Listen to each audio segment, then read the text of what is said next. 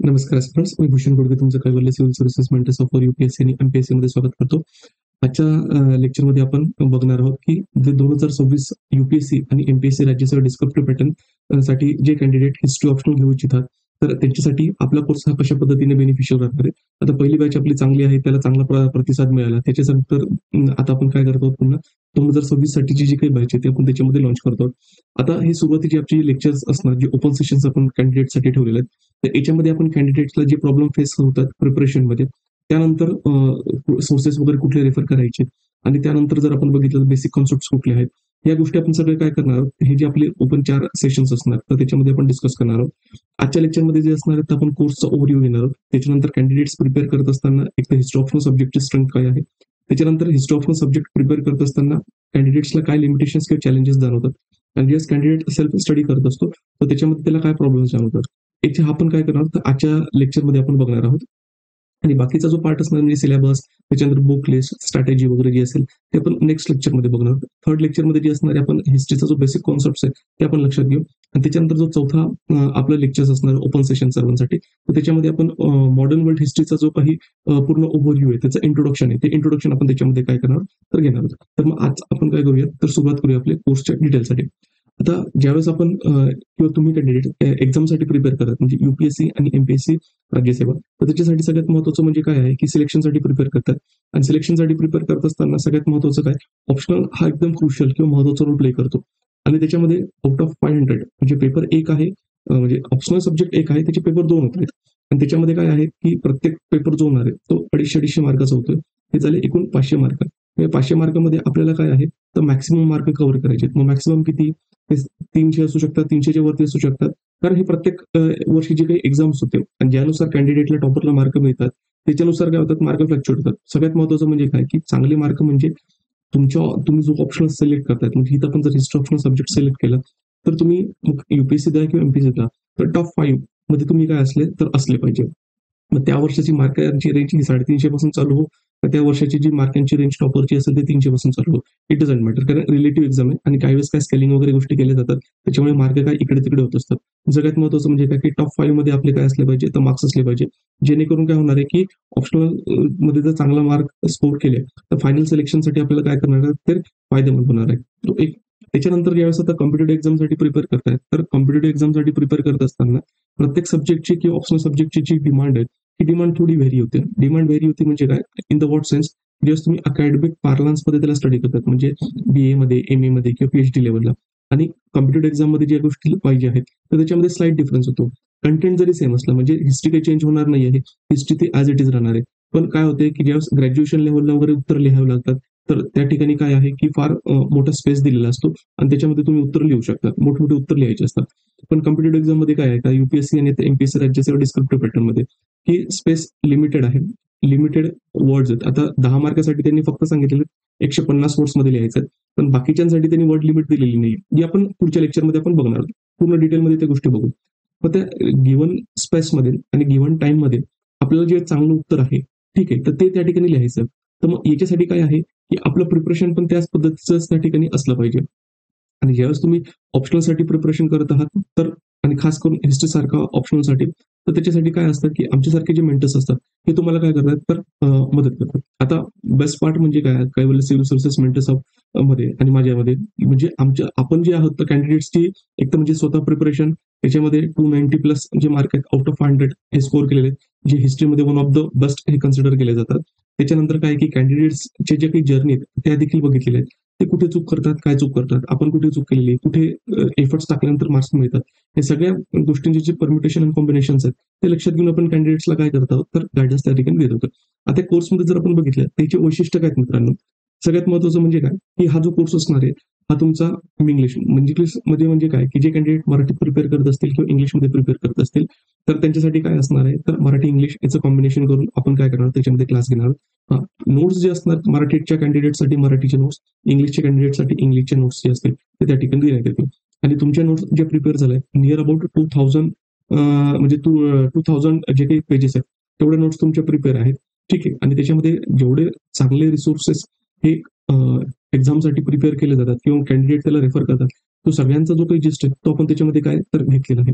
म्हणजे एकदा ते म्हणजे नोट्स आणि त्याच्यानंतर क्लास हे अगदी व्यवस्थित केलं, तर त्याच्यानंतर तुम्हाला दुसरा कुठला सोर्स रेफर करण्याची गरज नाही. ज्यावेळेस इथे मी म्हटलेलं आहे, की दुसरा कुठला सोर्स रेफर करण्याची गरज नाही. याचा अर्थ की नवीन कुठलेही जे काही डायमेन्शन्स असतील, ते सगळे डायमेन्शन्स जे आयाम आहेत, ते तुमच्या नोट्समध्ये कव्हर केलेले आहेत. बेसिक पुस्तकं म्हणजे काय एन-सी-आर-टी वगैरे ती रीड करायची. ती कशासाठी रीड करायची? फक्त एखाद्या वेळेस जसं आपण म्हणतो ना, इतिहास कसा लिहिला जातो किंवा इतिहास लिहित असताना त्याची लिहिण्याची जी शैली आहे किंवा संकल्पना आहेत, तेवढं फक्त समजून घेण्यासाठी जे बेसिक बुक्स आहेत, मग तुमचे ते एन-सी-आर-टी वगैरे असतील, ते तुम्हाला काय करायचे तर रीड करायचे. पण ते पण मस्ट नाही. पण तुमची रायटिंग व्यवस्थित असेल पहिलेपासून, तर तिकडे तेवढं जाण्याचं गरज नाही. कारण ऑप्शनल सब्जेक्टमध्ये काय एक सेन्स ऑफ रायटिंग जी असेल, ती डेव्हलप व्हायला लागते आणि डेव्हलप असायला लागते. आणि ते डेव्हलप होण्यामध्ये जे काय जे स्टँडर्ड बुक्स म्हणजे जे काही बेसिक बुक्स असतात ना, ते आपल्याला मदत करतात. इथे मी जे तुम्हाला सांगितलेलं आहे, की दुसरं रेफरन्स बुक तुम्हाला रेफर करण्याची गरज नाही. म्हणजे सगळे स्टँडर्ड जेवढे डायमेन्शन्स आपल्याला गरजेचे आहेत एक्झाममध्ये कुठलाही प्रश्न जर विचारला गेला, तर ते सगळे तुमच्या नोट्समध्ये काय केलेलं आहे तर कव्हर केलेलं आहे. तो एक सगळ्यात महत्त्वाचं म्हणजे ज्यावेळेस आपण सिलेबस कव्हर करत आहोत, तर सिलेबस कव्हर करत असताना प्रत्येक पॉइंट जो आहे, तो पॉइंटवर आपण फोकस करतोय. म्हणजे महत्त्वाचे टॉपिक्स तर तुम्हाला सांगितले जातात. त्याच्यावर तर जास्त खोलमध्ये आपण जातच आहोत. पण त्याच्यामध्ये काय की कुठलाही पॉइंट आपण निग्लेक्ट करत नाही. जेणेकरून प्रश्न कशाही पद्धतीने जर विचारला गेला, तर तो तुम्हाला काय करता आला पाहिजे, तर डील करता आला पाहिजे. आणि कव्हर करत असताना सगळ्यात महत्त्वाचं म्हणजे काय, आपण फक्त काही बुक्स कव्हर करत नाहीये, सिलेबस कव्हर करतोय. आणि सिलेबस कव्हर करत असताना फक्त फॅक्च्युअल इन्फॉर्मेशन नाही, तर त्याच्यामध्ये कॉन्सेप्च्युअल जी अंडरस्टँडिंग आहे, ती कॉन्सेप्च्युअल अंडरस्टँडिंगवर पण आपण काय केलं जातोय, तर भर दिला जातोय. म्हणजे जेणेकरून प्रश्न सिंपल असू द्या किंवा डिफिकल्ट असू द्या, तर ज्यावेळेस तुम्ही उत्तर लिहिणार आहात, तर उत्तर लिहित असताना ज्यावेळेस तुमचा एक्झामिनर जे असेल, तुमची कॉपी इव्हॅल्युएट करेल, तर तुम्ही दिलेले जे एफर्ट्स किंवा तुमची जी अंडरस्टँडिंग आहे, ते तुमच्या कॉपी थ्रू जी आहे, ते एक्झामिनर पर्यंत काय झाली पाहिजे, ते पोहोचली पाहिजे. तर त्याच्यातला पहिला टप्पा काय येतो, तो म्हणजे सब्जेक्टची असेल तर चांगली अंडरस्टँडिंग. आणि त्या चांगल्या अंडरस्टँडिंगमध्ये काय करतोय, तर आपण तुम्हाला त्याच्यामध्ये काय करतोय, तर मदत करतोय. त्याच्यानंतर सगळ्यात महत्त्वाचं म्हणजे काय, की कव्हरेज करत असताना त्याच्यामध्ये इंटरडिसिप्लिनरी अप्रोच जो आहे, तो पण आपण त्याच्यामध्ये कव्हर करतोय. म्हणजे सिलेबसमध्ये जे पॉइंट्स दिलेले आहेत, त्याच्याबरोबरच एक पार्टचा दुसऱ्या पार्टची लिंकेजेस कसे आहेत. म्हणजे आपण त्याच्यात म्हणू शकतो, की समजा प्राचीन भारताचा किंवा एन्शियंट इंडिया आहे, तर मिडिव्हल इंडियामध्ये त्याचे काही लिंकेजेस कुठे कॅरी फॉरवर्ड होतात का? म्हणजे याला आपण चेंज अँड कंटिन्युटी म्हणतो. की इतिहास जर आपण बघितलं, तर तो काय सातत्य आणि बदल यांच्यामधलं काय ते इंटरॅक्शन. मग त्याच्यामध्ये आहे किंवा मॉडर्न इंडिया ज्यावेळेस किंवा आधुनिक भारत ज्याला आपण म्हणतो, तो स्टडी करत असताना मग त्याच्यामध्ये त्याचे जे काही लिंकेजेस आहेत का, ज्यानंतर जेव्हा वर्ल्ड हिस्ट्री म्हणतो, मग वर्ल्ड हिस्ट्री बघत असताना आता तुमच्या सिलेबसला जो आहे, तो मॉडर्न वर्ल्ड हिस्ट्री आहे. पण आपण ओव्हरव्ह्यू घेत असताना सुद्धा जो एन्शियंट वर्ल्ड हिस्ट्री त्याचा देखील घेतो. त्याचा फायदा कशासाठी होतो? ज्यावेळेस आपण एन्शियंट इंडिया किंवा मिडल इंडिया स्टडी करतो, तो स्टडी करत असताना भारतामध्ये ज्या गोष्टी चालू आहेत आणि भारतामध्ये चालू असलेल्या गोष्टींचा आणि भारताच्या बाहेर ज्या गोष्टी चालू आहेत, त्याच्यामध्ये काही जे आंतरसंबंध आहेत, ते जर अगदी व्यवस्थित समजले, तर उत्तर लिहित असताना तुमच्या म्हणजे उत्तरामध्ये काय असतं, ती डेप्थ जी आहे, ती डेप्थ जाणवते. आणि सगळ्यात महत्त्वाचं म्हणजे की ज्यावेळेस तुम्ही मॉडर्न वर्ल्ड हिस्ट्री अंडरस्टँड करतात, तर त्याच्यासाठी तुम्हाला जो काही एन्शियंट अँड मिडिव्हलमध्ये वर्ल्ड हिस्ट्री आहे, तर त्याचा ब्रॉड ओव्हरव्ह्यू आहे. म्हणजे इन डेप्थ नाही, पण ब्रॉड ओव्हरव्ह्यू हा असला पाहिजे.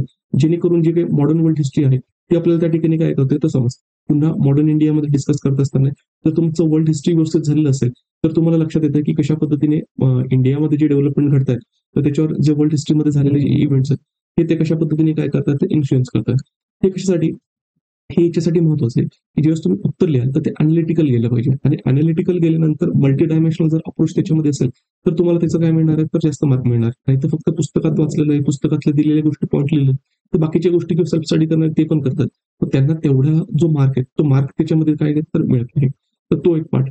त्याच्यानंतर सगळ्यात महत्त्वाचं म्हणजे काय, की कल्चरल चेंजेस म्हणजे पॉलिटिकल, सोशल, इकॉनॉमिकल आणि एक्झाममध्ये जसा ट्रेंड चेंज होत जातोय, की पॉलिटिकल हिस्ट्री वर काही पार्टवर जो असेल तो फोकस दिला जातो. तर यूपीएससीमध्ये जर आपण बघितलं, तर आता मिडिव्हल इंडियामध्ये वगैरे काही क्वेश्चन जे 10 एक मार्काचे असतात, पॉलिटिकल हिस्ट्री म्हणजे बॅटल्स वगैरे असतील त्याच्यावर विचारले जातात. आता एमपीएससी राज्यसेवाची जी एक्झाम आहे, तिथं आता 2025 ची मेन्स ज्यावेळेस आहे, तर पहिला त्यांचा जो डिस्क्रिप्टिव्ह पॅटर्ननुसार असणार आहे. मग आता त्यांनी जर यूपीएससी कडून जर सिलेबस घेतलाय, तर आपण अंडरस्टँड करू शकतो किंवा लक्षात घेऊ शकतो, की प्रश्न विचारण्याची जी पद्धत आहे, ती पण त्या पद्धतीने त्यामध्ये काय असेल तर असू शकते. तर मग याच्यामध्ये काय फाईन कॉम्बिनेशन ऑफ जे काही फॅक्च्युअल थिंग्स असतील, त्याच्यानंतर जे काही अनालिसिस असेल, त्याच्यामध्ये आपण काय करतो तर कव्हर करत आहोत. त्याचबरोबर जे कॅन्डिडेट यूपीएससीसाठी प्रिपेअर करतायत, तर पहिला क्वेश्चन जो आहे त्यांचा पहिला पेपरमधला साइट्स तो इम्पॉर्टंट राहतो. तर त्याच्यावर पण आपण काय करणार रिगरस प्रॅक्टिस हे करून घेणार आहोत. त्याचे जे नोट्स आहेत, ते नोट्स पण तुम्हाला त्याच्यामध्ये दिले जातील. जेणेकरून दुसरीकडे तुम्हाला जे साइट्ससाठी काय तर करण्याची गरज नाही. म्हणजे 20 ज्या साइट्स विचारल्या जातात, ते 20 पैकी ॲटलीस्ट आपल्याला ज्या 16-17 ज्या साइट्स आहेत, त्या अगदी परफेक्ट आल्या पाहिजे. कारण 2-3 साइट्स अशा असतात, की फार कॉम्प्लेक्स पद्धतीने ते विचारतात. तर ते एकदा विचारल्या गेल्यानंतर ते लक्षात येतं, की साइट खरंच एक्झिस्टमध्ये होती का नाही. 2024चा जो काही हिस्ट्री ऑप्शनलचा सब्जेक्टचा जो पेपर होता युपीएससीचा, तो जर तुम्ही रेफर केला तर त्याच्यामध्ये तुम्हाला काही अनुभव येऊ शकतो. पण 20 पैकी तुम्ही 16-17 जरी व्यवस्थित टार्गेट केल्या, त्याच्यामध्ये पैकीच्या पैकी मार्क मिळण्याचे काय असतात चान्सेस असतात. म्हणजे तुम्हाला त्याच्यामध्ये काय होतं, तो स्कोर जो असेल तो स्कोर त्या ठिकाणी काय तर करता येतो. त्याचबरोबर आता आपला कोर्स जॉईन झाल्यानंतर जसं तुम्हाला सांगितलं की 2000 पेजेसचे नोट्स वगैरे तुम्हाला जवळपास मिळणार.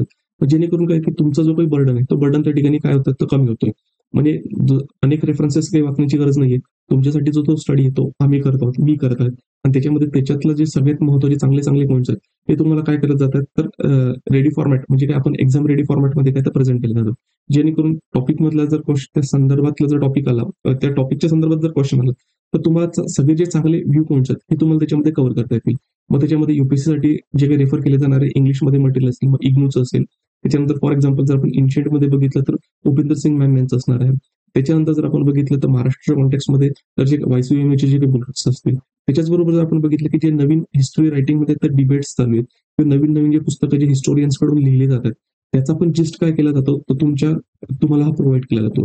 म्हणजे in the form of lectures, त्याच्यानंतर त्याच्यात तुम्हाला जे नोट्स दिले आहेत याचं जे कॉम्बिनेशन हे कॉम्बिनेशन तुम्हाला काय केलं जातं ते प्रेझेंट केलं जातं जेणेकरून तुमचा सब्जेक्ट व्यवस्थित प्रिपेअर होतोय. त्यानंतर जर सगळ्यात महत्त्वाचं म्हणजे काय की एक्झाम रायटिंग आणि रायटिंग व्यवस्थित असेल तर त्याला काय मिळणार आहे कॅन्डिडेटला मार्क्स मिळणार आहे. त्याच्यामुळे आपला जो आन्सर रायटिंगवर जो म्हणजे एम्फोसिस आहे तो त्या ठिकाणी खूप आहे आणि राहणार आहे. आता त्याच्यामध्ये काय जर तुम्हाला कन्सेप्ट कळले, क्वेश्चन कळला तर त्याच्यानंतर पुढची जी स्टेप आहे ती रायटिंगची. मग त्याच्यामध्ये जो काही आहे तर सातत्याने आपण जो आन्सर रायटिंग आहे आन्सर रायटिंगवर पण काय करतोय तो फोकस करतोय आणि खास करून अशी आन्सर रायटिंग की जी तुमच्या एक्झामिनरला काय करेल तर अपील करेल. आणि युपीएससीचे जे काही गतवर्षीचे प्रश्न येऊन गेलेत म्हणजे आता देत असताना तुम्हाला 1979 पासून ते 2024 पर्यंतचे दिले जातात. पण मग त्याच्यामध्ये सगळे जे क्वेश्चन्स आहेत ते आपण काय करतो तर डिस्कस करतो. ज्याच्यामध्ये या क्वेश्चन्समध्ये थीम्स कॉमन आलेले असतील ते आपण ॲट अ टाइम डिस्कस करतो आणि जे क्वेश्चन्स युनिक असतील ते आपण काय करतो तर डिस्कस करतो. जेणेकरून त्याचा अप्रोच कसा असला पाहिजे, त्याच्यामध्ये कुठले पॉईंट्स तुमचे आले पाहिजे. जेणेकरून काय होतं नोट्स येतोय, नवीन कन्सेप्ट्स येतात आणि प्रिव्हियस इयर क्वेश्चन पेपर त्याच्यामध्ये काय होतं कव्हर होतं. म्हणजे तुमचा जो काय होतं पूर्ण जो सिलेबस आहे अगदी व्यवस्थित पद्धतीने काय केला जातो तर कव्हर केला जात आहे. त्याच्यानंतर आपण याच्यामध्ये काय देत आहोत मित्रांनो तर टेस्ट पण प्रोव्हाइड करत आहोत या कोर्समध्ये. याच्यामध्ये त्याला 4 सेक्शनल टेस्ट आहेत. म्हणजे एन्शियंटचा पार्ट झाल्यानंतर एन्शियंटचा, मेडिवलचा नंतर मेडिवल, मॉडर्नचा झाल्यानंतर मॉडर्न वर्ल्ड हिस्ट्री झाल्यानंतर मॉडर्न वर्ल्ड हिस्ट्री. अशा त्याच्यामध्ये काय 4 सेक्शनल टेस्ट आणि त्याच्यानंतर 2 फुल लेंथ टेस्ट. त्याच्यामध्ये पेपर 1चा एक टेस्ट आणि पेपर 2चा एक टेस्ट. असे तुमचे जे एकूण 6 टेस्ट आहेत त्या 6 टेस्ट त्याच्यामध्ये काय तर इन्क्लूड केलेलं आहे. मग त्याच्यामध्ये तुमचं प्रॉपर इव्हॅल्युएशन, फीडबॅक आणि त्या पेपरचं डिस्कशन्स असेल ते पण तुम्हाला काय केलं जातं तर प्रोव्हाइड केलं जाणार आहे. आता आपल्या क्लासचा जो काही ड्युरेशन आहे ना हा जवळपास 6 महिन्याचा अभ्यासक्रम आहे. त्याच्यानंतर 6-6.5 महिने याला काय करणार आहे तर लागणार आहे. त्याच्यानंतर आठवड्यातून जवळपास 5 दिवस आहेत. तर हा क्लास आपला काय असणार आहे तर असंच जाणार आहे. म्हणजे मंडे टू आपण म्हणू शकतो की एक म्हणजे थर्सडे पर्यंत, सोमवारपासून ते गुरुवारपर्यंत किंवा शुक्रवारपर्यंत जो असेल सॉरी शुक्रवारपर्यंत, शनिवार रविवार त्याच्यामध्ये तुमचा ऑफ राहील. 5 दिवस तुम्ही जे स्टडी केलेलं तो 2 दिवस तुम्हाला रिवाइज करायचा आहे आणि त्याच्यानंतर पुढे पुन्हा जे असेल मंडे पासून नेक्स्ट तुमचं लेक्चर चालू होईल. आता प्रत्येक क्लास जे असणार आहे मित्रांनो तुमचं 2 ते 2.5 तास जो असेल हा तुमचा क्लासचा टायमिंग असणार आहे टॉपिकच्या बेसिस म्हणजे लेंथवर. ऑन अँड ॲव्हरेज आपण काय करतो तर एवढा क्लास जो असेल म्हणजे एवढे अवर्स आहेत हे आपण याच्यामध्ये काय करतो तर कन्सिडर करतो. आणि याच्यानंतर जर आपण लक्षात घेतलं की सगळ्यात महत्त्वाचं म्हणजे काय की ज्यावेळेस आपला आता कोर्स स्टार्ट होणार आहे तर आपण स्टार्ट करत असताना मॉडर्न वर्ल्ड हिस्ट्री पासून हा कोर्स आपण स्टार्ट करणार. तो का ते आपण काय करणार तर 4th लेक्चर जे आपलं मॉडर्न वर्ल्ड हिस्ट्रीचं आउटलाईन बघणार किंवा डिस्कस करणार. तर त्यावेळेस मी त्याचं जे इम्पॉर्टन्स आहे हे इम्पॉर्टन्स तुम्हाला काय करणार तर समजून सांगणार आहे. तर तेच त्याच्यानंतर सगळ्यात महत्त्वाचं म्हणजे काय की ज्यावेळेस आपण स्टडी करतायत तर तुम्ही प्रिपेअर करतायत तर प्रिपेअर करत असताना आपल्याला महत्त्वाचं काय की जे हिस्ट्रीमध्ये हिस्ट्रीचं आन्सर वाटलं पाहिजे याच्यासाठी सगळ्यात महत्त्वाचं काय की इव्हेंट, फॅक्ट, त्याच्यानंतर हिस्टोरिओग्राफी, त्याच्यानंतर जर आपण बघितलं तर क्रोनॉलॉजी, हे सगळे डायमेन्शन्स तुमच्या आन्सरमध्ये रिफ्लेक्ट झाले पाहिजे. त्याच्यानंतर कॉज इफेक्ट अनालिसिसचा जर डायमेन्शन असेल, त्याच्यानंतर फक्त नॅरेटिव्ह सेटिंग नाही तर त्याच्यामध्ये अनालिसिस असला पाहिजे. नॅरेटिव्ह सेटिंग म्हणजे काय की फक्त गोष्टी एका मागोमाग एक घडल्यात म्हणून त्याला एक्सप्लेन करून सांगतात. तसं न राहतं तर एक गोष्ट दुसऱ्या गोष्टीशी कशा पद्धतीने संबंधित आहे आणि एका गोष्टीचा दुसऱ्या गोष्टीवर कशा पद्धतीने परिणाम झालेला आहे हे जे विश्लेषणात्मक जे काही आपण असं म्हणू शकतो की गोष्टी आहेत त्या पण आपल्याला काय करायचं तर त्याच्यामध्ये डिस्कस करायच्या आहे. आणि तो जो अप्रोच आहे तो अप्रोच आपण आपल्याला काय केलेला आहे तर कोर्समध्ये हा इन्क्लूड केलेला आहे. त्याच्यानंतर सगळ्यात महत्त्वाचं म्हणजे काही कॅन्डिडेट्स जे ते समजा आर्ट्स बॅकग्राऊंड मधून आलेले असतील किंवा आर्ट बॅकग्राऊंड मध्ये आलेलेही नसतील म्हणजे तुमचं कुठलाही बॅकग्राऊंड असेल तर आपण जे स्टिचिंग स्टार्ट करणार आहोत ते बेसिक पासून करणार आहोत आणि जे एक्झामला रिक्वायरमेंट आहे आपण त्याच्यावर फोकस करतोय. We are not doing PhD, we are not doing masters, but we are appearing for the examination. म्हणजे तुम्ही एक्झामसाठी काय करतात, अपिअर करतात. एक्झामसाठी ज्या गोष्टी लागतात, मग ते पीएचडी लेवलच्या असतील, मास्टर लेवलच्या असतील किंवा 10th लेवलच्या असतील, ज्याही असतील त्या सगळ्या गोष्टी आपण त्याच्यामध्ये काय करणार, तर कव्हर करणार. मग तुमचं बेसिक असेल काय किंवा नसेल काय, ते सगळं तुमच्याकडून काय केलं जाईल, ते बिल्ड करून घेतलं जाईल. त्याच्यानंतर सगळ्यात महत्त्वाचं म्हणजे काय, की ऐतिहासिक घटनांचा वर्तमानाशी संबंध. आता बऱ्याच वेळेस जसं आपण पुढे बघू, की हिस्ट्री घेण्याचा फायदा काय असतोय, की स्टॅटिक सब्जेक्ट आहे, एकदा गोष्टी घडून गेलेल्या आहेत, त्याचा प्रेझेंटशी फारसा काही संबंध नसतो. पण बऱ्याच वेळेस काय होतात, की प्रेझेंटमध्ये ज्या गोष्टी घडतायत, तर त्याचं लिंकेजेस इतिहासामध्ये आपल्याला दिसतं. मग त्याच्यामध्ये असेल तर आता सिनवलीमध्ये नवीन जे काही उत्खनन झालेलं आहे, तर मग त्याचा संबंध भारतामध्ये होऊन गेला, जो आपण म्हणू शकतो ताम्रपाषाण युगीन असेल किंवा वैदिक काळ असेल, त्याच्याशी त्याचे काही संबंध होत आहेत का, तर याचं डिस्कशन चालू आहे. त्याच्यानंतर जर आपण बघितलं, की आता पहलगामचा जो उठाव आहे, म्हणजे तो जो काही हे झाला, टेररिस्ट अटॅक झाला. टेररिस्ट अटॅकमध्ये जरी टू नेशन थेरी, ती two nation theory. Actually two nation theory म्हणजे काय, की ज्यावेळेस आपण मॉडर्न इंडिया डिस्कस करतो, तर ज्यावेळेस भारताचं पार्टिशन झालं, फाळणी झाली, तर फाळणी मागे जी असेल तर दोन राष्ट्र सिद्धांत आहे, तो दोन राष्ट्र सिद्धांत त्याच्यासाठी कारणीभूत होता. पण नेमकं तो दोन राष्ट्र सिद्धांत काय होता, तर तो अंडरस्टँड करणे. आणि तो अंडरस्टँड करत असताना मग त्याच्यामध्ये त्याचे जे वेगवेगळे कंगोर आहेत, ते समजून घेणे. ते जर आपल्याला समजून घेतले, तर मग आता काय, की ज्यावेळेस तुम्ही उत्तर लिहाल आणि ते उत्तर लिहित असताना जर तुम्ही लेटेस्ट मधलं जर त्याला टच दिला, तर एक्झामिनरला त्या गोष्टी काय होणार, तर अपील होणार आहे. त्याच्यानंतर जर आपण मॉडर्न वर्ल्ड हिस्ट्रीमध्ये जर गेलो, तर मॉडर्न वर्ल्ड हिस्ट्रीमध्ये बऱ्याचशा गोष्टी ज्या आहेत, ज्या आपण असं म्हणू शकतो, की म्हणजे 20th सेंचुरीमध्ये घडून गेल्या, म्हणजे 20व्या शतकात घडलेल्या, त्याच्यामध्ये काही बदल घडतायत आणि ते बदल आता आपल्याला ह्या कॉन्टेक्स्टमध्ये दिसतात. म्हणजे सेकंड वर्ल्ड वॉर नंतर युरोपियन युनियन असेल, तर तो ज्यावेळेस ते फॉर्म झाले, म्हणजे 1991 मध्ये युरोपियन युनियन फॉर्म झालं, पण त्याची जी प्रोग्रेस चालू होती फॉर्म होण्याची, तर ती जवळपास एक सेकंड वर्ल्ड वॉर नंतर स्टार्ट होते. मग आता मागच्या जर डिकेडमध्ये आपण बघितलं, म्हणजे 2011 ते 2020च्या ह्या दशकामध्ये जर बघितलं, ब्रेक्झिट वगैरे असेल, ते एक आहे. त्याच्यानंतर नाटो. आता सेकंड वर्ल्ड वॉर नंतर पण नाटोची डेव्हलप म्हणजे काय झाली, तर एस्टॅब्लिशमेंट झाली. आता पण मग नाटोच्या संदर्भात मध्ये असेल, तर अमेरिकेचा जो वेगवेगळा व्ह्यू आहे तो, पुन्हा रशिया आणि युक्रेन. आता रशिया आणि युक्रेनचा जर वॉर समजून घ्यायचा असेल, तर मग आता जवळपास जर आपण बघितलं, की 1854-56 मध्ये सुद्धा काय रशिया युक्रेनचा जो वॉर आहे, तो त्या ठिकाणी काय झालेला, तर तो झालेला आहे. मग आणि याचे रूट्स फक्त तेव्हा नाही, एन्शियंट पिरियडमध्ये पण आहे, मिडिवल पिरियडमध्ये पण आहे. ते जर आपल्या लक्षात घेतले, तर ह्या गोष्टी आपल्याला आतापर्यंत काय होतात, तर लक्षात येतात. त्याच्यानंतर मिडल ईस्टमध्ये जे काही चेंजेस चालू आहेत, समजा त्याच्यामध्ये जर इस्रायलचा कॉन्फ्लिक्ट असेल, तर तो समजून घ्यायचा असेल, तर त्याचे इश्यूज आता पण चालू आहे. म्हणजे इस्रायल वर्सेस हमास. जोपर्यंत तुम्हाला ती गोष्ट लक्षात येणार नाही, समजा ती लक्षात पण आल्यानंतर तुम्ही तुमच्या उत्तरामध्ये हे जर मॉडर्न डायमेन्शन जर लिंकेजेस केले, तर नक्कीच तुमच्या कॉम्प्युटरपेक्षा तुम्हाला जे मार्क्स आहेत, ते मार्क्स काय मिळणार, तर जास्त मिळणार. मग हे जे लिंकेजेस आहेत, इंटर लिंकेजेस, हे आपल्याला महत्वाचे ठरतात, की एक बाब करंट रिलेटेड कॉन्टेक्स्ट. दुसरी गोष्ट म्हणजे काय, की नवीन-नवीन जे काही आता हिस्ट्री जी रिराईट केली जाते, ठीक आहे. किंवा नवीन-नवीन जे बुक्स येतात, त्या बुक्सचा पण जिस्ट जो आहे, तो पण आपण काय करतोय, तर लेक्चर्समध्ये तुम्हाला प्रोव्हाईड केला जातो. म्हणजे पर्टिक्युलर टॉपिकमध्ये जर नवीन काही रायटिंग झालेली असतील, नवीन डायमेन्शन्स असतील, तर तो टॉपिक डिस्कस करत असताना आपण ते डायमेन्शन्स पण त्याच्यामध्ये काय करतो, तो इन्क्लूड करतो. जेणेकरून काय होतं, की तुम्हाला बाकीच्या तुमच्या पीअर ग्रुपपेक्षा काय करताय, तर चांगला एक ॲडव्हान्स म्हणजे काही अंडरस्टँडिंग आहे, ती अंडरस्टँडिंग मिळते. आणि ती अंडरस्टँडिंग तुम्ही काय कुठे रिफ्लेक्ट करताय, तर एक्झामिनेशनमध्ये. तर ऑब्व्हियसली तुम्हाला बाकीच्या कॉम्पिटिटरपेक्षा तुमचे जास्तच मार्क मिळणार आहे. कारण ही एक्झाम काय, तर रिलेटिव्ह एक्झाम आहे. त्याच्यानंतर इतिहासाचे विश्लेषण कसे करायचं हे महत्त्वाचं ठरतं. कारण बऱ्याच वेळेस काय होतं, की हिस्ट्रीला बघत असताना फक्त भूतकाळात घडून गेलेल्या गोष्टी आहेत. ते करत असताना तिला कसं बघितलं पाहिजे. त्याच्यानंतर रायटिंग करत असताना कुठले डायमेन्शन्स तुमच्या आन्सरमध्ये आले पाहिजे. नवीन-नवीन याच्यामध्ये जे काही व्हॅल्यू एडिशन्स असतील, ते तुम्ही कशा पद्धतीने करू शकतात. मग ह्याचे सगळे जे ट्रेनिंग्स आहेत, जेवढं इनपुट्स आहेत, इनपुट्स पण तुम्हाला काय होणार, तर तिथे तुम्हाला दिले जातील. त्याच्यानंतर इतिहास लेखन दृष्टिकोन अगोदरच सांगितलं. सगळ्यात महत्त्वाचं म्हणजे काय, की तुम्ही जीएसमध्ये लिहितात आणि हिस्ट्री ऑप्शनमध्ये लिहितात. तर त्याच्यामध्ये जे काही हिस्टोरिओग्राफी, हिस्टोरिओग्राफी फार महत्त्वाचा रोल प्ले करतो. जो तुमच्या आन्सरमध्ये जर हिस्ट्री रायटिंगचा सेन्स दिसत नसेल, तर जो एक्झामिनर आहे, ठीक आहे, तो स्पेसिफिकली त्या हिस्ट्री सब्जेक्टशी संबंधित आहे. त्याच्या मागचे 30-40 वर्ष आहेत त्या सब्जेक्टमध्ये गेलेले आहेत. आणि त्याच्यामध्ये जर त्याला हिस्ट्रीचा सेन्स तुमच्या रायटिंगमध्ये नाही दिसला, तर तो तुम्हाला मार्क देणार नाही. आणि तो जो सेन्स ऑफ रायटिंग जी असेल हिस्ट्रीची, ती येण्यासाठी त्याच्यासाठी हे जे वेगवेगळे डायमेन्शन आहेत, त्याच्यामधलं वन ऑफ द डायमेन्शन्स काय, तर हिस्टोरिओग्राफी. तर तो पण आपण अँगल त्याच्यामध्ये काय करतोय, तर त्याच्यात फोकस करणार आहोत.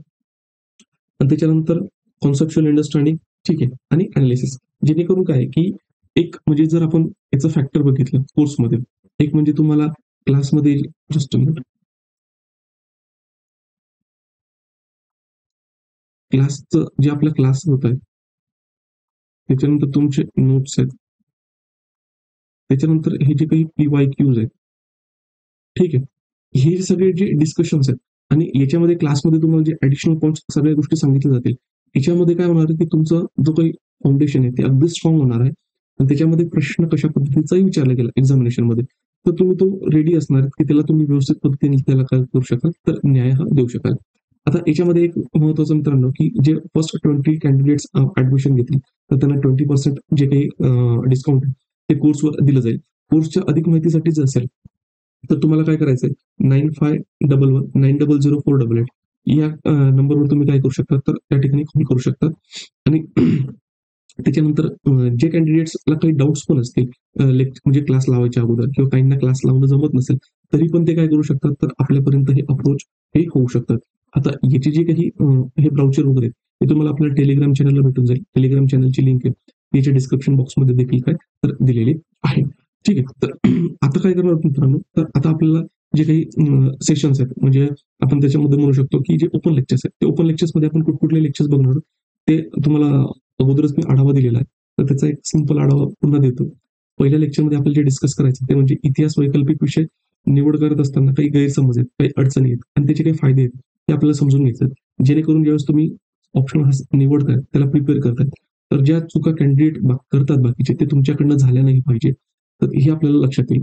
त्याच्यानंतर पुढच्या लेक्चरमध्ये म्हणजे उद्याच्या लेक्चरमध्ये आपण काय बघणार आहोत अभ्यासक्रम डिटेलमध्ये त्याचे जे काही संदर्भ पुस्तक आहेत कुठले कॅन्डिडेट्स रेफर करायला पाहिजे जे क्लास लावतील त्यांना रेफर करण्याची गरज नाहीये. स्टँडर्ड बुक्स एखादा सिंपल जे काही स्टँडर्ड बुक्स आहे मराठीमध्ये जे मराठीतून प्रिपेअर करतात इंग्लिशमधून जे इंग्लिशमधून प्रिपेअर करतात त्यांना एनसीआरटी किंवा स्टेट बोर्ड फक्त वाचायचं का की हिस्ट्री जे ओरिजिनल रायटर आहे त्याच्याकडून कशी लिहिली जाते तेवढं अंडरस्टँड करण्यासाठी फक्त वाचायचं कंटेंटसाठी नाही. मी फक्त लिहिण्याची जी शैली ती समजून घेण्यासाठी फक्त रेकमेंड करेल. त्याच्यानंतर सगळ्यात महत्वाचं म्हणजे पेपरची जी रचना आहे स्ट्रक्चर वगैरे ती काय आहे. त्याच्यानंतर स्टडी करत असताना हिस्ट्री ऑप्शनल सब्जेक्टचं स्टडी कशा पद्धतीने केली गेली पाहिजे हे आपण लेक्चर सेकंड मध्ये काय करणार तर उद्याच्या लेक्चरमध्ये बघणार. लेक्चर थर्ड जे असेल त्याच्यामध्ये आपण सगळ्यात महत्वाचं म्हणजे काय हिस्ट्रीचं जे बेसिक कॉन्सेप्ट आहेत हे बेसिक कॉन्सेप्ट आपण काय करून घेणार तर समजून घेणार आहोत. आणि त्याच्यानंतर जर आपण लक्षात घेतलं तर फोर्थ लेक्चर जे असणार त्याच्यामध्ये आपण इथून सुरुवातीला आपल्या आधुनिक जागतिक इतिहासाची जी काही ओळख आहे तिथून सुरुवात करणार आहोत. आणि कारण आपला पहिला सेक्शन जो आपण कव्हर करणार आहोत तो कव्हर करत असताना कोर्समध्ये काय की जवळपास आपण ऑगस्ट पासून स्टार्ट करतोय बरोबर. ऑगस्ट पासून स्टार्ट केल्यानंतर तुमचा जो सिलेबस आहे जवळपास हा जानेवारी और फेब्रुवारी मिड ठीक आहे 2026 पर्यंत काय असणार आहे हा तुमचा कव्हर होणार आहे. आता याच्यामध्ये मग ऑगस्ट पासून ते दिवाळीचा जो टाइम पिरियड आहे तोपर्यंत आपल्याला काय कव्हर करायचं आहे त्याच्यामध्ये आपण कव्हर करणार मॉडर्न वर्ल्ड हिस्ट्री त्याच्यानंतर मग पुढचा पार्ट आपला चालू एन्शियंट इंडिया नंतर मेडिवल इंडिया आणि सगळ्या शेवटी मॉडर्न इंडिया. मॉडर्न इंडिया सगळ्या शेवटी का कारण इथून एकदा डिसेंबर जानेवारी स्टार्ट झाले ते कॅन्डिडेट्सचे जे प्रिलियम्सचे वार आहेत ते चालून जातात आणि एकदा तुम्ही ह्या गोष्टी इथं केल्या तर त्याच्यानंतर काय की तुमचा प्रिलियम्सचा पण अभ्यास त्या ठिकाणी होत राहतो नंतर त्याच्यामध्ये काय तर बर्डन येत नाही. हिस्ट्रीला जर म्हणजे वर्ल्ड हिस्ट्रीला जर नंतर टाकलं तर प्रॉब्लेम काय होतो मग नंतर ते प्रिलिम्स आणि मेन्समध्ये थोडं ओव्हरलॅप करतात आणि कॅन्डिडेट्स थोडं कन्फ्युज होतात तर त्याच्यामुळे ही गोष्ट आहे. तर आजच्या लेक्चरमध्ये आपण चालू करू म्हणजे इतिहास वैकल्पिक विषय निवडण्याबाबतचे काही गैरसमज आहे अडचणी त्याचे फायदे काय ते आपल्याला समजून घ्यायचे आहेत. आता सगळ्यात महत्वाचं म्हणजे काय कॅन्डिडेट की कॅन्डिडेट ज्यावेळेस हिस्ट्री सब्जेक्ट निवडायचा असतो किंवा निवडायचा ते विचार करतात किंवा निवडला तरी त्यांना बरेचशे वेळेस काय असतात काही प्रॉब्लेम्स डोक्यामध्ये येत असतात. त्याच्यातलं सगळ्यात महत्वाचं म्हणजे काय की काहींना असं वाटतं की हिस्ट्री हे फक्त आहे ना फॅक्च्युअल थिंग आहे म्हणजे काय कुठला राजा होता त्याची वंशावळ कुठली होती त्याच्यानंतर कुठल्या वर्षी त्याने काय केलेलं आहे या सगळ्या गोष्टी काय करायच्या असतात तर पाठ करायच्या असतात. तर तसं नसतं मित्रांनो की ज्यावेळेस आपण हिस्ट्रीचे बेसिक कॉन्सेप्ट लक्षात घेणार त्यावेळेस लक्षात घ्या की इतिहास जो आपल्याला आहे तो एक तर मानवी इतिहास आहे त्याच्यानंतर मानवी इतिहासामध्ये मानवाच्या भूतकाळामध्ये अशा कुठल्या घटना घडून गेलेल्या आहेत ज्यामुळे मानवाच्या जीवनावर त्याचा एक दूरगामी किंवा खूप मोठ्या प्रमाणात परिणाम पडलेला आहे. त्या घटना ते फॅक्ट्स तेच त्या ठिकाणी काय राहतात तर इम्पॉर्टंट राहतात. आणि हिस्ट्रीमध्ये ज्यावेळेस तुम्हाला हिस्ट्री लिहायची असते तर इथून सुरुवात नसते करायची. समजा फॉर एक्झाम्पल जर कोणावर प्रश्न विचारला कुठल्या पर्सनॅलिटी समजा अशोकावर विचारला किंवा अकबरवर विचारला तर तिथून तुम्हाला चालू नाही करायचे की कुठल्या दिवशी त्याचा जन्म झाला किती वाजता झाला ठीक आहे 5 वर्षाचा झाल्यानंतर त्याचा बर्थडे कोणी सेलिब्रेट केला हे फालतू गोष्टी तुम्हाला तिथे लिहायच्याच नाहीये. फक्त तुमचं उत्तर लिहित असताना त्याच्यामध्ये जो टायमिंगचा सेन्स आहे तो आला पाहिजे. तो आता टायमिंगचा सेन्स म्हणजे वगैरे काय की जसं जसं आता आपण हे लेक्चर्स कंडक्ट करणार ठीक आहे त्याच्यामध्ये तुम्हाला मी काय तर गोष्टी घ्या एक्सप्लेन करून सांगेल. फक्त तुर्ता एवढं लक्षात घ्या हिस्ट्री सब्जेक्ट घेणे म्हणजे काय की सगळ्या गोष्टी एकदम ऍट अ टाइम सगळं पाठ करणं तसं नसतं मित्रांनो. क्रोनॉलॉजी जे काही आपले सायंटिफिक मेथड आहे ज्याच्याने आपण प्रिपेअर करणार त्याच्याने तुम्ही व्यवस्थित पद्धतीने जर गेला तर तुम्हाला काय होतात की रिपिटेटेडली तुम्ही रिवाइज कराल आणि त्या गोष्टी तुमच्या ब्रेनमध्ये इनग्रेन होतील. म्हणजे तुम्हाला लक्षात ठेवण्यासाठी असे वेगळे काहीतरी एफर्ट्स करण्याची गरज त्या ठिकाणी भासणार नाही. ते ऑटोमॅटिकली तुम्हाला काय करायला लागतील, तर ते लक्षात राहायला लागतील. याच्यासाठी महत्त्वाचं काय की कन्सेप्च्युअल जर अंडरस्टँडिंग असेल, तर गोष्टी व्यवस्थित लक्षात राहतात. पण फक्त जर मगअप करण्याच्या मागे गेलात, तर मग किती मगअप कराल तर त्याला तर मग फार म्हणजे जास्त तुम्ही हे करू शकणार नाही. म्हणजे मगअप करू शकणार नाही. ठीक आहे. त्याच्यानंतर सगळ्यात महत्त्वाचं म्हणजे काय, की इतिहासाचा सिलेबस आहे ना, हा खूप आहे. म्हणजे आता इव्हन आयोगाने जो सिलेबस दिलेला आहे, तो यू-पी-एस-सी कडून कॉपी पेस्ट केलेला आहे. आणि फार प्रचंड सिलेबस आहे. एवढा सिलेबस कधी कव्हर करणार आहेत? मग ते कंपेअर करत असताना बाकीच्या सब्जेक्टशी कंपेअर केलं जातं. तर प्रत्येक सब्जेक्टचे काही प्लस आणि मायनस पॉइंट्स असतात. ठीक आहे. तर मी इथे म्हणत नाही, की बाकीचे सब्जेक्ट्स घेऊ नका किंवा फक्त हिस्ट्रीच घ्या. सांगण्याचं तात्पर्य म्हणजे काय, की तुम्ही फक्त याच्यासाठी हिस्ट्री नाकारत असाल, की बाकीचे सब्जेक्ट छोटे आहेत, तर तुम्ही फार मोठी चूक करतात. चूक का? कारण की जी-एस मध्ये गेल्यानंतर पण तुम्हाला हिस्ट्री प्रिपेअर करायचीच आहे. कारण हिस्ट्री हा कोर सब्जेक्ट आहे. म्हणजे तुम्हाला प्रिलिम्स जरी क्वालिफाय व्हायचं आहे ना, तर 4 ते 5 कोर सब्जेक्ट आहेत. ते कोर सब्जेक्टवर तुमची कमांड असणे गरजेचं आहे. मग त्याच्यामध्ये जे काही 5 कोर सब्जेक्ट आहे, त्याच्यामध्ये हिस्ट्री जो आहे, हिस्ट्री हा त्याच्यातला एक जो काही कोर सब्जेक्ट आहे, तो त्याच्यामध्ये आहे. पण तुम्हाला हिस्ट्रीला डावलून त्या ठिकाणी चालणार नाही. हां, त्याच्या व्यतिरिक्त जर तुम्ही दुसरे ऑप्शनल बघितले, की जे प्रिलिम्सला ओव्हरलॅप करत नाहीये किंवा मेन्सच्या जी-एसच्या पेपरवर ओव्हरलॅप करत नाही, तर त्याच्यामध्ये तुम्ही कॅल्क्युलेशन म्हणजे कॉस्ट बेनिफिट अनालिसिस आहे, तर त्या ठिकाणी काय करू शकता, तर घेऊ शकता. आणि इतिहासाचा जो सिलेबस मोठा आहे. मग त्याच्यामध्ये 4 सेक्शन येतात. मग एन्शियंट त्याच्यानंतर म्हणजे प्राचीन भारत आहे, मध्ययुगीन भारत आहे, त्याच्यानंतर आधुनिक भारत आहे आणि आधुनिक जगाचा इतिहास आहे. ठीक आहे. हे 4 महत्त्वाचे टप्पे त्याच्यामध्ये येतात. आता जो पोस्ट इंडिपेंडन्स इंडियाचा पार्ट आहे, तो आपण आधुनिक भारतासोबतच काय करतो, त्याला ग्राह्य धरतो. म्हणून त्याचं वेगळं नाव मी तिथे उच्चारलेलं नाही. आता हे जे 4 सेक्शनमध्ये प्रत्येक पॉइंट हे डिटेलमध्ये दिलेले आहेत. आणि डिटेलमध्ये दिल्यानंतर मग आणि बाकीचे सब्जेक्टचे जे काही सिलेबस आहेत, ते काहीतरी 1 ते 2 पेजेसमध्ये दिलेले आहेत. त्याच्यामुळे कॅन्डिडेटला ते फार छान वाटतं. तर तसं नाही मित्रांनो. याच्यामध्ये काय हे डिटेलमध्ये दिलेलं आहे. डिटेलमध्ये दिल्यानंतर तुम्ही यू-पी-एस-सीचे समजा क्वेशन पेपर बघा मागच्या 10 वर्षाचे, 15 वर्षाचे आणि जो सिलेबस दिलेला आहे. तर सिलेबसमध्ये जे पॉइंट्स दिले आहेत ना, सिलेबसच्या पॉइंट्सशी रिलेटेडच त्यांनी काय विचारलेले आहेत, तर ते प्रश्न विचारलेले आहेत. ठीक आहे. म्हणजेच काय, की उलट त्यांनी सिम्प्लिफाय करून दिलं आपलं काम. जेवढं आपण म्हणतो ना एखादा सब्जेक्ट डिकोडेड सिलेबस आहे का? तो हिस्ट्रीचा सिलेबस इटसेल्फ काय तर डिकोडेड सिलेबस आहे. आणि त्याच्यामध्ये काय आहे, की प्रश्न पण विचारत असताना सगळ्यात महत्त्वाचं म्हणजे काय, एकदा जर तुम्हाला हिस्ट्री अंडरस्टँड झाली, त्याचा सेन्स अंडरस्टँड झाला, त्याच्यानंतर काय होतात, त्या गोष्टी ईझी पडतात. प्रामुख्याने कॅन्डिडेट घाबरतात काय, एक म्हणजे सिलेबसची लेंथ जास्त आहे आणि दुसऱ्या वेळेस म्हणजे काय, की ज्यावेळेस ते पुस्तकं रेफर करायला जातात. तर तिथे पुस्तकं रेफर करत असताना हिस्ट्रीसाठी भरपूर पुस्तकं आहेत आणि प्रत्येक याच्यासाठी तुम्ही 2-2 पुस्तकं जरी रेफर करायचं म्हटलं, तर एका ऑप्शनसाठी तुमचे 8 पुस्तकं तिथे येऊन जातात आणि प्रत्येक पुस्तक जर आपण बघितलं, समजा एन-सी-आर-टी बघितली प्रत्येकाची म्हणजे एन्शियंट, मिडिव्हल, मॉडर्न आणि समजा वर्ल्ड हिस्ट्री हे जवळपास त्याचे पेजेस 250-300 पेजेस होऊन जातात. आणि मग याच्यामध्ये अजून जर समजा स्टँडर्ड बुक ऍड करायचं म्हटलं, ठीक आहे. तर ते तर अजून प्रत्येकाचे 500-600 किंवा मिनिमम मी 500-600 सांगितले. तर 1000-1000 वर्ड पर्यंत जातात. मग त्याच्यामध्ये काय पुस्तकाची लेंथ पण तेवढी व्हॅरी होऊन जाते. म्हणजे वास्ट इन्क्रीज होऊन जाते. मग याला कव्हर कसं करायचं? त्याच्यानंतर जर म्हणजे स्टडी करायचं असेल, तर एवढे 4,500 शब्द म्हणजे पेजेस आहेत ते वाचणे, ते लक्षात ठेवणे. त्याच्यानंतर ते एक्झाममध्ये रिप्रोड्यूस करणे. तर हे जे सगळे इथे कॅन्डिडेट्सला काय होतं तर डिफिकल्टी येते. मग अशा वेळेसच आपण काय करतो, आपल्या कोर्सचा असा डिझाइन आहे, की तुम्ही बाकीचे दुसरा ऑप्शनल सब्जेक्ट जरी घेतला, तर त्याला 2,000-2,500 किंवा 2,000च्या नियर अबाउट जे असेल, तर पेजेस तुम्हाला वाचावे लागतात. सेम तुम्हाला हिस्ट्रीमध्ये इथे वाचावेच लागतात. ठीक आहे. म्हणजे तुम्ही काही बाकीच्या ऑप्शनल जे त्यांचा मिथ आहे, की हिस्ट्री एकदम वास्ट आहे किंवा एकदम बल्की आहे. ठीक आहे. तर त्याच्या आपण सोल्युशन्स त्याच्यामध्ये काढलेले आहेत. त्याच्यामध्ये तुमचे कॉन्सेप्च्युअल अंडरस्टँडिंग आहे ते बिल्ड होत आहेत. रायटिंगमध्ये तुम्हाला मदत केली जाते. म्हणजेच काय, की तुम्ही उलट एडव्हांटेजेस पोझिशनमध्ये राहतात. कारण एकदा जर तुमचा हिस्ट्री ऑप्शन व्यवस्थित कव्हर झाला, तर तुम्हाला जी-एसचा जो पार्ट आहे हिस्ट्रीचा, तो कव्हर करण्याची गरज नाही. आणि त्याच्यामध्ये जो प्रिलिम्सचा हिस्ट्रीचा पार्ट आहे, तो वेगळा प्रिपेअर करण्याची गरज नाही. तर तुमचा जो हा टाईम सेव्ह होतोय ना, हा टाईम सेव्ह जो झालेला आहे, तर तुम्ही बाकीच्या इतर सब्जेक्टवर काय करू शकता, तर जो फोकस आहे, तो फोकस त्या ठिकाणी देऊ शकता. म्हणून हा इतिहासाचा सिलेबस फार प्रचंड आहे. तर हे जे मिथ आहे, तर म्हणजे याला तुम्हाला कशात लक्षात घ्यायचं एक म्हणजे ऑप्शनल प्लस जी-एस. आणि जेव्हा तुम्ही ऑप्शनल प्लस जी-एस हे प्रत्येक वेगवेगळ्या ऑप्शनल सब्जेक्टला जर कन्सिडर करून करतात, तर तुम्हाला लक्षात येईल की ॲज सच म्हणजे हिस्ट्रीचा जो सिलेबस आहे, हा काही वास्ट नाही बाकीच्या सारखाच होईल. म्हणजे जर समजा बाकीच्या एक्स-वाय-झेड सब्जेक्ट जर समजा ऑप्शनल असेल, आता मी पिन पॉइंट घेऊन नाव करत नाही, तर प्रत्येक वेळेस म्हणाल की एक्स-वाय-झेड ऑप्शनला काय करतात ते क्रिटिसाइज करतात. म्हणून मी घेत नाही. आता समजा कुठलाही जो पॉप्युलर सब्जेक्ट आहे मार्केटमध्ये, तो लक्षात घ्या. तो लक्षात घेतल्यानंतर तो प्रिपेअर करायला समजा तुम्हाला कमी वेळ लागतो. तो कमी वेळ लागल्यानंतर तर तुम्ही हे बघा त्याचं प्रिलिम्समध्ये वेटेज काय, त्याचं मेन्समध्ये वेटेज काय. ठीक आहे. आणि त्याच्यानंतर मग पुन्हा जो असेल तुम्हाला हिस्ट्री पण तेवढा कव्हर करावाच लागणार आहे. ठीक आहे. म्हणजे हे मी तुम्हाला कधी सांगतोय, ज्यावेळेस तुमचा हिस्ट्रीमध्ये इंटरेस्ट आहे, तुम्ही हिस्ट्री घेऊ इच्छिता, पण फक्त तुम्ही दुर्लक्ष कशामुळे करतायत, की तो फार म्हणजे हेवी किंवा आपण असं म्हणू शकतो बल्की सब्जेक्ट आहे. म्हणून फक्त याच पॅरामीटरवर जर तुम्ही निग्लेक्ट करत असाल तर तसं करू नका. त्याच्यासाठी तुमच्याकडे काय तर सोल्युशन आहे. आणि त्याच्यामध्ये तुमचं जर कल नसेल हिस्ट्रीमध्ये आणि तुम्ही दुर्लक्ष करत असाल तर तुम्ही करू शकता. ठीक आहे. बऱ्याच वेळेस काय होतं की हा विषय फक्त आहे ना आर्ट्सच्या विद्यार्थ्यांसाठी आहे. तर हा पण काय होतोय तर गैरसमज आहे. तर तसं नाही मित्रांनो, की जर युपीएससी मध्ये पण तुम्ही जर सिलेक्शन वगैरे बघितलं, मोस्ट ऑफ द कॅन्डिडेट जे आहेत, जे टेक्निकल बॅकग्राऊंड मधून येतात किंवा नॉन हिस्ट्री बॅकग्राऊंड मधून येतात आणि ते नॉन हिस्ट्री बॅकग्राऊंड मधून आलेले कॅन्डिडेट्स आहेत, ते त्याला व्यवस्थित प्रिपेअर करतात आणि प्रिपेअर केल्यानंतर मग त्या ठिकाणी काय ते उत्तर लिहितात आणि चांगले मार्क मिळून ते काय तर त्यांचं सिलेक्शन होतं.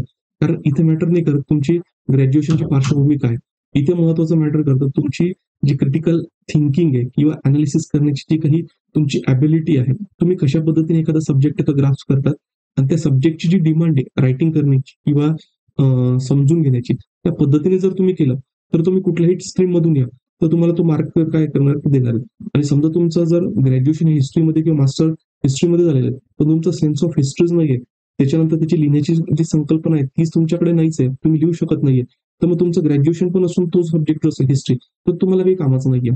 तो एक पार्ट तो त्या ठिकाणी काय होतं लक्षात येतो. अजून बरेचसे मिथ्स कशी असतात की हिस्ट्री एकदम सिंपल आहे किंवा सिंपल इन द सेन्स की आपण आतापर्यंत वाचत आलेलो आहोत आणि त्या हिशोबाने काय करायचं आहे तर आपण घेतला तो आपल्याला सोपं जाईल. लक्षात घ्या की जी हिस्ट्री आतापर्यंत 10वी 11वी पर्यंत 12वी पर्यंत दिलेली असते कॉलेजेसमध्ये, ही खास करून काय असतं की कॅन्डिडेट्सला अवेअर झालं पाहिजे आपल्या संस्कृती किंवा कल्चरबद्दल. तर आणि खास करून जे काही क्रिटिकल अनालिसिस आहे तर त्याच्यामध्ये थोडं लॅक करते. कॉम्पिटिटिव्ह एक्झाममध्ये काय त्याची इन डेप्थ अनालिसिस आहे ते आपल्याला काय असतं तर गरजेचे असतात. जे कुठलाही पॉईंट जर कुठे जोडला गेला तर त्याचं अनालिसिस काय किंवा इंटरलिंकेजेस काय हे समजले पाहिजे आणि उत्तर लिहित असताना ते तुमच्या रायटिंगमध्ये काय तर रिफ्लेक्ट झाले पाहिजे. कारण 10वी-12वी पर्यंतचा जो इतिहास असतो किंवा बरेचसे आपण जे काही पुस्तकं वगैरे वाचतो किंवा जे काही आपण म्हणतो अवांतर वाचन वगैरे म्हणतो, तर याच्यामध्ये जे काही गोष्टी दिलेल्या असतात या स्टोरी फॉर्ममध्ये दिलेल्या असतात. म्हणजेच गोष्ट कशी असतात की जसं मनोरंजक पद्धतीने वगैरे असेल तर ते समजून घेण्यासाठी त्या गोष्टी काय त्या पद्धतीने लिहिल्या जातात. पण मग ज्यावेळेस आपण रायटिंग करतोय किंवा कॉम्पिटिटिव्ह एक्झामसाठी लिहित आहोत, तर लिहित असताना सगळ्यात महत्त्वाचं काय आहे, तर तुमच्या आन्सरमध्ये ती जी काही ब्रेव्हिटी म्हणजे आपण असं म्हणू शकतो कमीत कमी शब्दामध्ये जे कीवर्ड्स आहेत, जे कंटेंट आहे, जो कॉन्सेप्ट आहे, तो तुमचा रिफ्लेक्ट झाला पाहिजे. आणि तो जर तुमचा व्यवस्थित रिफ्लेक्ट झाला, तो एक्झामिनरला अपील होतो आणि तो त्याच्यानुसार काय करतो, तो त्या ठिकाणी मार्क देतो. म्हणून काही पॉझिटिव्ह आणि निगेटिव्ह मिथ ही जी असे तर त्या ठिकाणी आहेत. तर त्याच्यामुळे हे जे काही गैरसमज आहेत ना मित्रांनो, त्या गैरसमजांना आहे ना तर बळी पडू नका. प्रत्येक जण काय सांगतो ते तर लिहून घ्या दोघे साईडला. त्याचे पॉझिटिव्ह निगेटिव्ह गोष्टी काय ते साइड बाय साइड काय करायचं ते लिहून घ्यायचं आणि स्वतः तुम्ही क्रॉस व्हेरिफिकेशन करा. क्रॉस व्हेरिफिकेशन केल्यानंतर तुम्हाला स्वतः लक्षात येईल की कुठल्याही सब्जेक्टसाठी एफर्ट्स द्यावा लागतो. तसंच तुम्हाला हिस्ट्री ऑप्शनसाठी सुद्धा काय तर एफर्ट्स हे द्यावे लागतात. मग आता त्याच्यानंतर सगळ्यात महत्त्वाचं म्हणजे काय, की मीच तर बस झाले, की तसं काही नाहीये. दुसरी गोष्ट म्हणजे काय, की इतिहास वैकल्पिक विषय निवडण्यासाठी ना कुठकुठले फॅक्टर्स किंवा त्याचे फायदे काय ते जे आहेत ते आपल्याला लक्षात घेणे गरजेचं आहे. सगळ्यात महत्त्वाचं म्हणजे काय, की जर तुमचं हिस्ट्री स्ट्रॉंग असेल ना, history is called as a mother of all subject. म्हणजे काय सगळे सब्जेक्ट तुम्ही जे कुठलेही बघा, सोशिओलॉजी बघा, पी-एस-आय-आर बघा, त्याच्यानंतर अँथ्रोपॉलॉजी बघा, कुठलाही सब्जेक्ट बघा. त्याचा हिस्ट्री जो आहे तो मदर सब्जेक्ट आहे आणि हिस्ट्रीमधूनच सगळी डेव्हलपमेंट त्या ठिकाणी काय करतात तर घडतात. आता जर तुम्हाला हिस्ट्री व्यवस्थित कळली, त्याच्यातले इंटरलिंकेजेस कळले, तर तुम्हाला बाकीचे सब्जेक्ट्स पण समजायला काय करतात तर मदत होते. हे का मदत होते? कारण की ही जी क्रिटिकल अनालिसिस असते, तुमचं इंटरप्रिटेशन करण्याची जी क्षमता असते, ही तुमची जी काही अनालिटिकल म्हणजे विचार करण्याची क्षमता आहे ती एन्हान्स करते. ही जी थिंकिंग तुमची एन्हान्स होते किंवा जे डायमेन्शन्स तुमच्याकडे येतात, ते तुम्हाला कुठे-कुठे कामात पडतात. एक म्हणजे दुसरा सब्जेक्ट जेव्हा तुम्ही प्रिपेअर करतात, तर प्रिपेअर करत असताना जर हार्ड सब्जेक्ट असेल तर त्याला ऑर्गनाइज वेमध्ये कशा पद्धतीने त्याला काय करायचं तर बसवायचं आणि कसं अंडरस्टँड करून घ्यायचं ते समजतं. इंटरलिंकेजेस समजतात. कॉज इफेक्ट अनालिसिस असेल ते समजतात. त्याच्यानंतर एका पॉईंटचा दुसऱ्या पॉईंटशी असणारा जो ओव्हरलॅपिंग आहे तो समजायला मदत होते. त्याच्यानंतर जेव्हा आपण म्हणतो निबंध लेखन, मग निबंध लेखन करत असताना कुठलाही सब्जेक्ट जर समजा इव्हॉल्व्ह करायचा आहे, म्हणजे त्याला जर आपल्याला समजून घ्यायचं असेल, त्याची फोड करायची, मग हिस्टॉरिकल डायमेन्शन्स पासून जर आपण लक्षात घेतलं तर बरेचसे एक्झाम्पल्स पण येतात किंवा एखादा टॉपिक जो असेल तो हा फोड कसा करायचा तो आपल्याला हिस्ट्रीच्या अंडरस्टँडिंग मधून पण काय होतं तो समजतोय. म्हणजे याच्यामध्ये त्यानंतर पर्सनॅलिटी टेस्टमध्ये असेल किंवा एथिक्समध्ये असेल तर त्याचा ओव्हरलॅप होतो. म्हणजे तो जो असेल तर तुमचा जो काही थिंकिंग आहे हा ब्रॉडन करणारा जो सब्जेक्ट आहे तो आपल्याला हिस्ट्री काय करतो तो मदत करतो. सगळ्यात महत्वाचं म्हणजे काय की जीएसशी त्याचं काही ओव्हरलॅपिंग आहे का तर ओव्हरलॅपिंग आहे. ठीक आहे. एक केस कन्सिडर करा की तुमचा हिस्ट्री ऑप्शनल सब्जेक्ट नाहीये. जर तुमचं आपण जर ही केस लक्षात घेतली तर तुम्हाला जीएस तर सगळ्यांसाठी सारखं आहे ना, जीएस 1, 2, 3, 4 ठीक आहे. आता कोर सब्जेक्ट जे 4 आहेत, मग त्याच्यामध्ये आपण म्हणू शकतो एक हिस्ट्री आहे. ठीक आहे.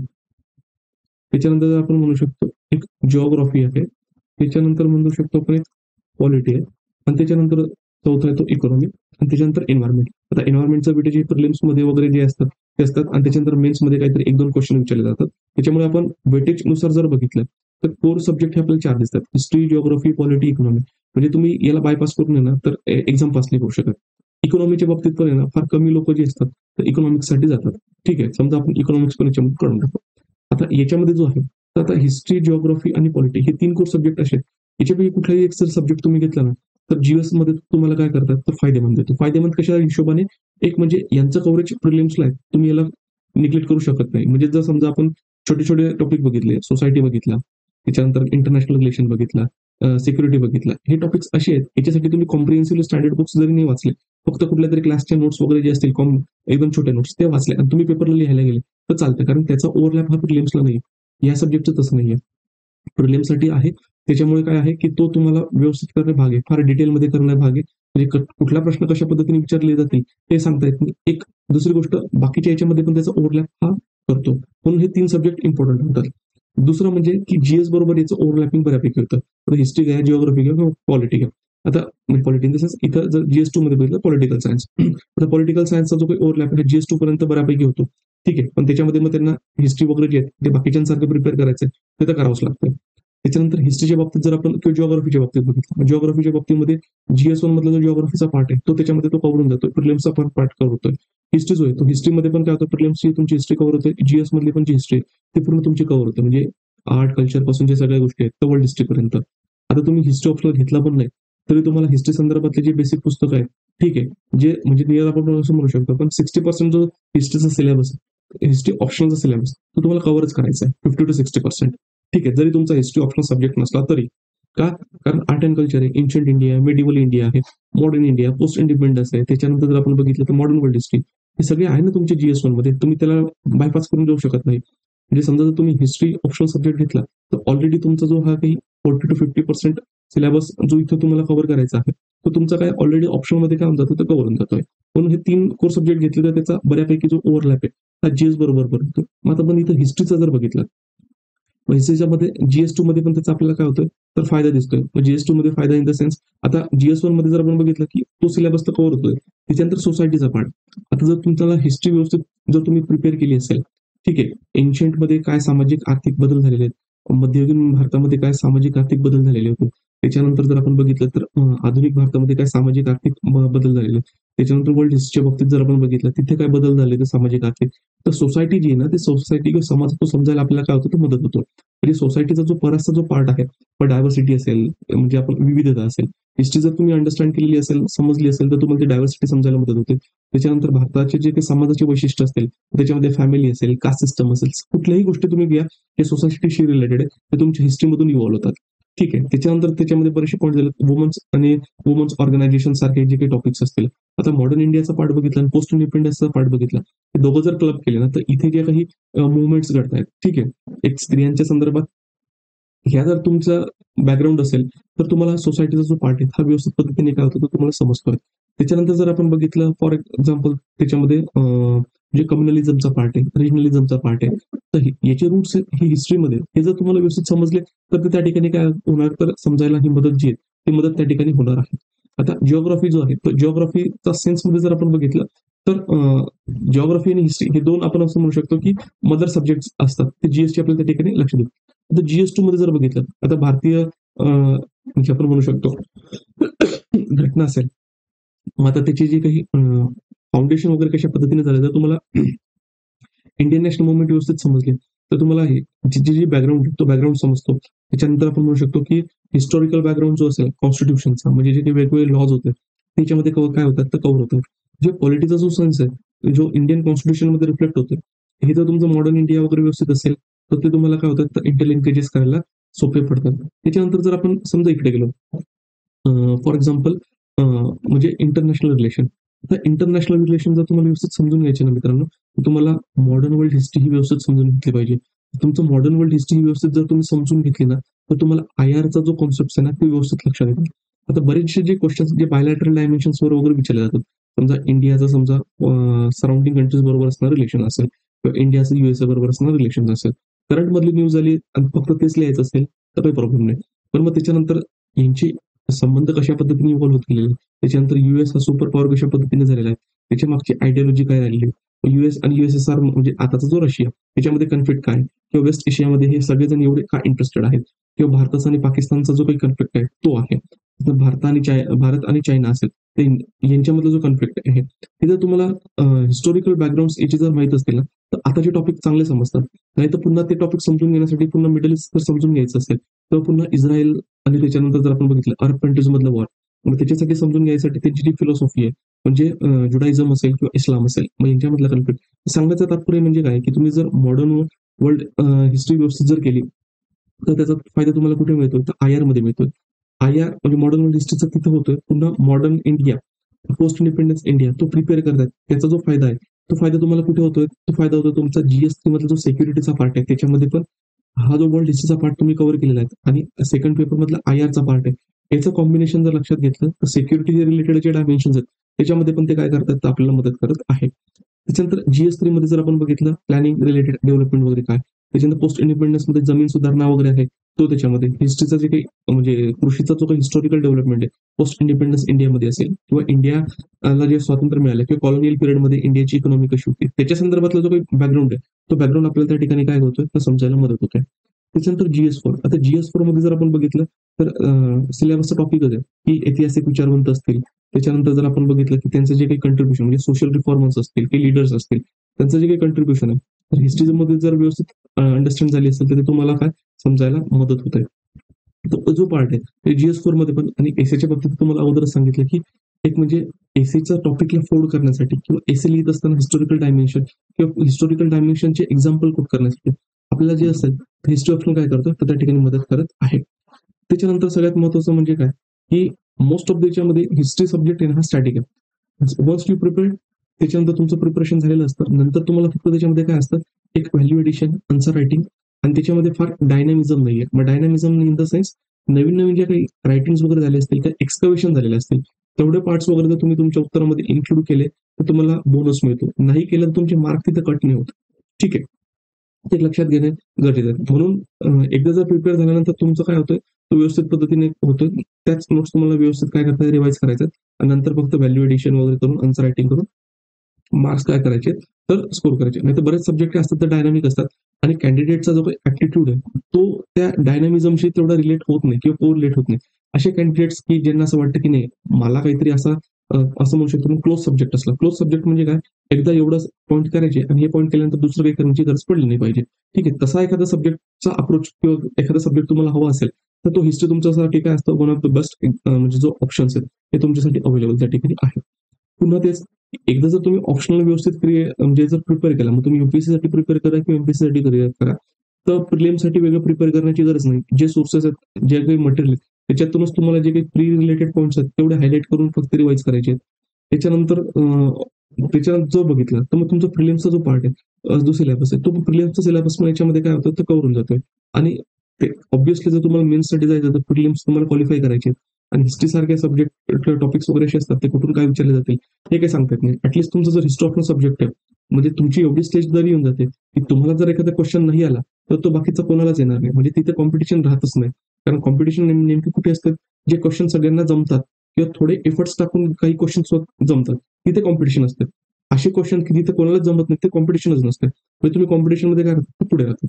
आणि सगळ्यात महत्वाचं म्हणजे काय की एज्युकेशनल बॅकग्राऊंड कुठलेही राहते हिस्ट्री सब्जेक्ट तुम्हाला काय करू शकतात तर तुम्ही ते अभ्यासू शकतात किंवा स्टडी करू शकतात. पण त्याच्यासाठी महत्वाचं म्हणजे काय की history is not a story telling. म्हणजे स्टोरी टेलिंग म्हणजे की घडलं असं घडलं त्याच्यानंतर तसं घडलं तसं नाही. त्याच्यामध्ये जे अनालिसिस आहे विश्लेषण आहे ते विश्लेषण तुमचं त्याच्यामध्ये काय आन्सरमध्ये रिफ्लेक्ट झालं पाहिजे. आता हे झालं याचे जे काही फायदे आहेत ते फायदे. आता याच्याबरोबर ना काही प्रॉब्लेम्स आहेत हे कॅन्डिडेट्सला काय करावं लागतं तर फेस करावं लागतं. ते आपण समजून घेऊया. म्हणजे सिलेबस बघत असताना त्याच्यानंतर रेफरन्सेस बुक लक्षात घेत असताना स्ट्रक्चर समजून घेत असताना अगोदर आपण चॅलेंजेस समजून घेऊ. आपण रिव्हर्स इंजिनिअरिंग का करतोय कारण तुम्ही हा लेक्चर बघतायत इन द सेन्स म्हणजे काय की तुमच्या डोक्यात आहे की तुम्हाला हिस्ट्री ऑप्शन सब्जेक्ट घ्यायचं. तुमच्या डोक्यात तुम्ही हे लक्षात घेतलंय की तुम्ही कॉम्पिटेटिव्ह एक्झामसाठी प्रिपेअर करतात. आता तुम्ही फक्त एक्सप्लोर करताय की तुमच्याकडे घेतलेला सब्जेक्ट आहे तर तुम्ही बेटर वे मध्ये अजून चांगला कशा पद्धतीने प्रिपेअर करू शकतात जेणेकरून तुम्हाला चांगला मार्क मिळतील. याच्यामुळे याच्यामध्ये जे प्रॉब्लेम्स आहेत ते प्रॉब्लेम्स आपल्याला समजून घेणे काय आहेत तर गरजेचे आहेत. म्हणजे आपण स्ट्रेंथ तर समजून घेतली, आता चॅलेंजेस किंवा प्रॉब्लेम्स काय जे कॅन्डिडेटला भेटत होतात. एक म्हणजे अभ्यासक्रमाची कल्पित व्याप्ती आणि त्याबद्दलची भीती.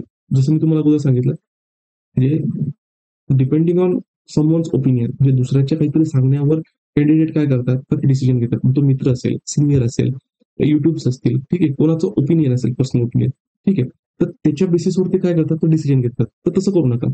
सगळ्यांची मतं ऐका, ते ऐकल्यानंतर त्याला क्रॉस व्हेरीफाय करा आणि क्रॉस व्हेरीफाय केल्यानंतर तुम्हाला ते कितपत सुटेबल आहे त्यानुसार त्या सब्जेक्टसाठी तुम्हाला काय तर जायचं. तुमचं अक्युमेंट, तुमचा ऍप्टिट्यूड, तुमचा इंटरेस्ट हा जर हिस्ट्रीमध्ये आहे ना, you must go for it. बाकीच्या गोष्टींकडे लक्ष देऊ नका की एकदम वास्ट सिलेबस आहे, तो कव्हर होईल नाही होईल, ठीक आहे, तर तसं करू नका. तो व्यवस्थित कव्हर होतं, कारण कॅन्डिडेट सिलेक्ट झालेले आहेत ना. आता होत असेल म्हणून तर कॅन्डिडेट सिलेक्ट होत आहेत. तसं असतं तर कोणीच हिस्ट्री ऑप्शनल सब्जेक्ट घेतला नसतं. ठीक आहे, तो एक लक्षात घ्या. त्याच्यानंतर सगळ्यात महत्वाचं म्हणजे काय, संकल्पना ज्या म्हणजे कॉन्सेप्ट आहे ना, तो कॉन्सेप्ट लॅक करतात. आता मॅक्सिमम कॅन्डिडेट काय करतात, एक तर त्यांचं ग्रॅज्युएशन हिस्ट्रीमध्ये झालं असेल किंवा ग्रॅज्युएशन हिस्ट्रीमध्ये जरी झालं नसेल, तर त्यांना असं वाटतं की हिस्ट्री आपण सेल्फ प्रिपेअर करू शकतो. करू शकता का? करू शकतात. मी त्याच्याबद्दल डिनाय नाही करत किंवा म्हणत नाही की तुम्ही क्लासेस लावा, माझ्याचकडे लावा, तसं नाही. पण सगळ्यात महत्वाचं म्हणजे काय, की ज्यावेळेस तुम्ही सेल्फ प्रिपेअर पण करतायत ना, तर तुमचं कॉन्सेप्च्युअल अंडरस्टँडिंग असली पाहिजे मित्रांनो. हे गरजेचं का आहे, कारण ज्यावेळेस एक्झामिनर कॉपी इव्हॅल्युएट करतोय, तुम्ही क्लास लावलाय का क्लास नाही लावलाय, इट डझंट मॅटर. ते त्याला काही मॅटर करत नाही. दिलेला प्रश्न, त्याला खूप चांगलं उत्तर हे कोणी लिहिलेलं आहे, ठीक आहे. म्हणजे जेवढे कॅन्डिडेट तुम्ही हिस्ट्री ऑप्शनसाठी कम्पीट करत असता, सगळ्यांमध्ये जो चांगलं उत्तर लिहितोय आणि according to the demand of examination लिहितोय, तर त्याला तो मार्क त्या ठिकाणी काय करणार तर जास्त देणार आहे. मग अशा वेळेस काय आहे, की संकल्पना त्या ठिकाणी गरजेचं आहे. काही क्वेश्चन फॅक्च्युअल असतात. तुमचा फॅक्च्युअल पार्ट चांगला असेल, बुक्समधून कव्हर झालेला असेल, तिथे ते असेल तुम्हाला मार्क मिळतील, बाकीच्या नाही मिळतील. पण ज्या ठिकाणी कन्सेप्च्युअल अंडरस्टँडिंग लागते, तिथे जर तुम्ही लॅक केलं, तुम्हाला प्रश्नच व्यवस्थित समजला नाही, तर तुम्ही उत्तर लिहित असताना जे एक्झामिनरला एक्सपेक्टेड आहे किंवा क्वेश्चनला एक्सपेक्टेड आहे, त्या गोष्टीच तुम्ही त्याच्यामध्ये इन्क्लूड केल्या नाही, संकल्पना इन्क्लूड नाही केलं, तर तुम्हाला तिथे मार्कच नाही मिळणार. त्याच्यामुळे ते फार इम्पॉर्टंट आहे. आता अनेक जण फक्त काय करतात, घटना किंवा तारखा आहे ना पाठ करून टाकतात आणि त्याच्यानंतर त्या घटनांचे कारण, परिणाम आणि ऐतिहासिक प्रवाह जे आहेत ते समजून घेत नाही. म्हणजे थोडक्यात काय, 1857चा उठाव झाला किंवा प्लासीची जी लढाई, ती प्लासीची लढाई झाली, त्याच्यानंतर बक्सरची लढाई झाली, नंतर जे असेल तर बंगालमध्ये जे असेल तर इंग्रजांचं शासन त्या ठिकाणी काय, हळूहळू त्या ठिकाणी त्याचा व्याप वाढायला लागला. पण मग आता याच्यामध्ये नेमकं इंटरलिंकेजेस कसे आहेत, मग नेमकं भारतात जे ब्रिटिशर्स आले तेच सक्सेसफुल का झाले, त्याच्या अनालिसिस असेल. त्याच्यानंतर भारताला जो असेल तर 1940च्या दशकामध्येच आपण असं म्हणू शकतो की जे काही स्वातंत्र्य, ते स्वातंत्र्य का मिळालं, ते स्वातंत्र्य मिळालं त्याच्या मागची वेगवेगळे कारण, ते कारण काय होती, जे अनालिसिस आहे ना, तर ते फक्त एका गोष्टीनंतर दुसरी गोष्ट घडली म्हणजे ते हिस्ट्री लिहिणे होतं, तसं होत नाही. बऱ्याच वेळेस कॅन्डिडेट काय लिहितात, नॅरेटिव्ह रायटिंग जे असेल की त्याला आपण म्हणतो स्टोरी रायटिंग, त्या पद्धतीत लिहितात आणि त्यांचं जे रायटिंगमध्ये विश्लेषण काय होतं ते मिसिंग होते. त्याच्यानंतर जसं सांगितलं की नॅरेटिव्ह इतिहास आणि विश्लेषणात्मक इतिहास यातील फरक त्या ठिकाणी लक्षात घेतला जात नाही. म्हणजे जर कारण विचारले असेल ना, तर किंवा काही इम्पॅक्ट विचारलं असेल, तर फक्त लिहितात की हे झालं, ते झालं.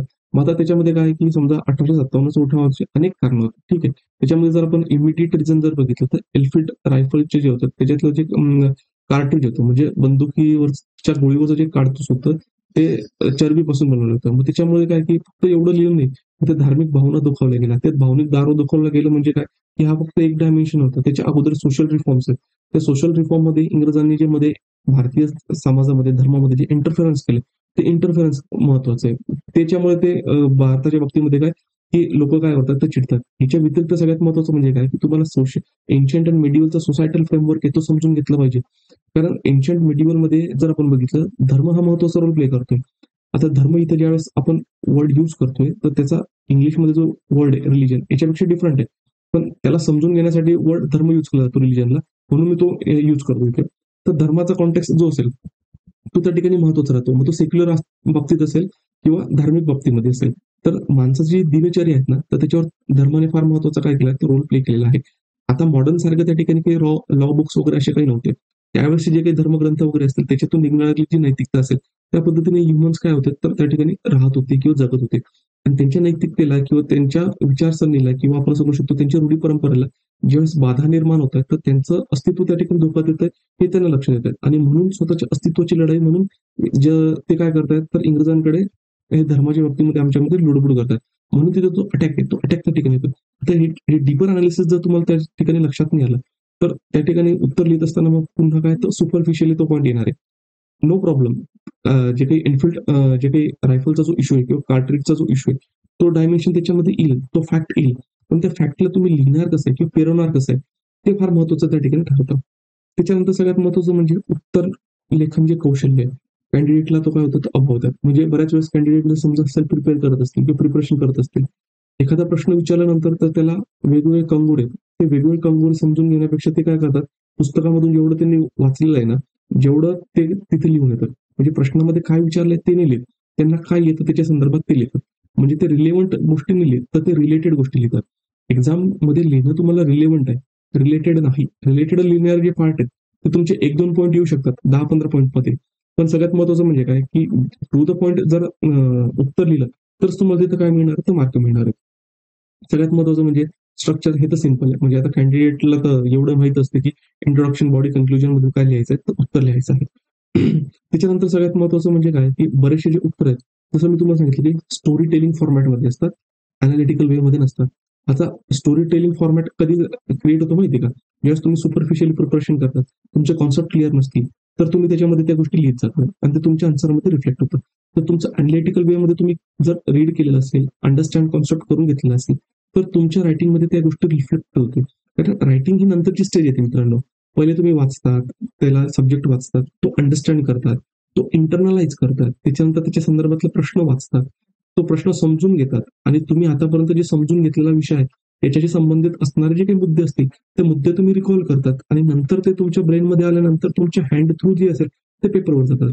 ही मेकॅनिझम असेल. पण तुम्ही जर इनपुट अगोदर तुमचा जो स्टोरेज फॉर्मॅटमध्ये जो असेल, तर तुम्ही डाटा जर चुकीचा दिलेला असेल, तर तो म्हणजे देत असताना, आउटपुट देत असताना तो काही चांगला देणार नाहीये. तो चुकीचाच डाटा त्या ठिकाणी काय करणार, देणार. त्याच्यासाठी तुमची पहिली जी अंडरस्टँडिंग कॉन्सेप्च्युअल बिल्डिंग पार्ट आहे ना, तो महत्वाचा असला पाहिजे. सगळ्यात महत्वाचं म्हणजे काय, की कॉज इफेक्ट अनालिसिस समजला पाहिजे. त्याच्यानंतर सगळ्यात महत्वाचं म्हणजे काय, की हिस्टोरिओग्राफी. एखाद्या वेळेस जर समजा तुम्हाला हिस्टोरियनचं नाव माहित नाहीये, ठीक आहे. पण तुम्हाला स्कूल ऑफ हिस्टोरिओग्राफी असेल, त्याचा सेन्स असला पाहिजे. प्रश्न कशा पद्धतीने विचारला गेला आहे, तो समजला पाहिजे. त्याच्यानंतर सगळ्यात महत्त्वाचं म्हणजे तुलनात्मक दृष्टिकोन. कारण हिस्ट्रीमध्ये हे इम्पॉर्टंट ठरतं. ज्यावेळेस तुम्ही तुलनात्मक दृष्टिकोन आपण या ठिकाणी म्हणतो, तो होऊ शकतो म्हणजे स्पेशल डायमेन्शनमध्ये आणि टेम्पोरल डायमेन्शनमध्ये. पण टेम्पोरल डायमेन्शनमध्ये कशा मित्रांनो, समजा अशोक आणि त्याच्यानंतर जर आपण बघितलं समुद्रगुप्त याच्यामधलं कंपॅरिझन किंवा अशोका किंवा हर्षवर्धन यांच्यामधलं कंपॅरिझन हे टेम्पोरल फॉर्ममध्ये म्हणजे टाइमच्या स्केलवरचा जो फॉर्म आहे तो. काही वेळेस काय होतं स्पेशल फॉर्ममध्ये. स्पेशल फॉर्ममध्ये म्हणजे काय, की गोष्टी घडत असताना जगाच्या वेगवेगळ्या टप्प्यामध्ये त्या गोष्टी कशा घडलेल्या आहेत. समजा आपण म्हणू शकतो की ज्यावेळेस आधुनिक भारतामध्ये जे काही सामाजिक सुधारणा चळवळी होतात, मग त्या बंगालमध्ये कशा होतात, त्याच्यानंतर जर आपण म्हणू शकतो बॉम्बेमध्ये कशा होतात, मद्रासमध्ये कशा होतात. ॲट अ टाइम जे असेल तर वेगवेगळ्या स्पेस हा या ठिकाणी काय केलाय तर कन्सिडर केलाय. किंवा भारताला ज्यावेळेस इंडिपेंडन्स मिळतंय, तर वर्ल्डमध्ये अक्रॉस द वर्ल्ड वेगवेगळ्या ठिकाणी कुठल्या घटना चालू आहेत आणि ते एकमेकांवर इम्पॅक्ट कशा पद्धतीने करत आहेत. या गोष्टी काही वेळेस टेम्पोरल आणि स्पेशल हे दोघी डायमेन्शन एकत्रित केले जातात. मग याच्यामध्ये कशा पद्धतीने, मग त्याच्यामध्ये म्हटलं जातं की सरदार वल्लभभाई पटेल यांना काय कन्सेप्ट म्हटलं जातं, तर भारताचा बिस्मार्क पण म्हटलं गेलेलं आहे. आता कशासाठी, आता बिस्मार्कचा जो रोल आहे, हा त्याने महत्वाचा रोल प्ले केलेला आहे म्हणजे आपण म्हणू शकतो 19व्या शतकामध्ये आणि तो जर्मनीच्या कॉन्टेक्स्टमध्ये. आणि सरदार वल्लभभाई पटेलांचं जे काही कंट्रीब्युशन आहे ते भारतामध्ये आणि ते कधी करतायत तर 20व्या शतकामध्ये. मग याच्यामध्ये जर आपण बघितलं की स्पेस म्हणजे जो काही भूभाग आहे तो आणि त्याच्यानंतर टाइम, हे दोघं काय होतात तर इंटरमिनिंग होत आहेत. तो ज्यावेळेस आपल्याला लक्षात येत नाही, तोपर्यंत आपण अधिक चांगल्या पद्धतीने उत्तर जे आहेत तर ते लिहू शकत नाही. म्हणजे आपल्याला काय करायचं तर रेसच्या पुढे जायचं, तर पास होऊन फायदा नाहीये. तर बाकीच्यांपेक्षा चांगले मार्क त्या ठिकाणी आले पाहिजे. सगळ्यात महत्वाचं म्हणजे मॅपचा यूज. त्याच्यानंतर तारखा इन द सेन्स क्रोनॉलॉजीचा जो सेन्स आहे, टायमिंगचा सेन्स आहे, जो हिस्ट्रीमध्ये महत्वाचा राहतो, तो त्या ठिकाणी महत्वाचा आहे. आणि त्याच्यानंतर वेगवेगळे जे काही व्ह्यू पॉइंट्स आहेत, ते आपल्या उत्तरामध्ये काय तर आले पाहिजे. ज्यावेळेस कॅन्डिडेट लिहितात ना, तर ते काय करतात, फक्त ते कंटेंट डब करण्याचा प्रयत्न करतात त्या गिव्हन स्पेसमध्ये. तर त्याला उत्तर लिहिणं म्हणत नाही मित्रांनो. तुमच्याकडे असलेल्या गोष्टी आहेत ना, म्हणजे कसा असतो अभ्यास, हा अभ्यास असा जुना झाल्यानंतर लोणच्यासारखा असा मुरलेला पाहिजे. आणि जिथे जेवढी गोष्ट त्याची गरजेची ना, तेवढी गोष्ट तो पॉइंट त्या ठिकाणी आला पाहिजे. याच्यामुळे काय होतं, तर एक्झामिनर लक्षात येतं, की तुम्हाला प्रश्न व्यवस्थित समजतोय आणि तुम्ही ज्या पोस्टसाठी रायटिंग करत आहात किंवा एक्झाम देत आहात, त्याच्यासाठी तुम्ही one of the eligible candidates आहात. ठीक आहे. सगळ्यात महत्वाचं म्हणजे काय, नोट्स मेकिंग. आणि नोट्स मेकिंगमध्ये चुका ऑप्शनमध्ये असतील किंवा जीएस मध्ये असतील, ते करत असताना बरेचसे कॅन्डिडेट चूक करतात.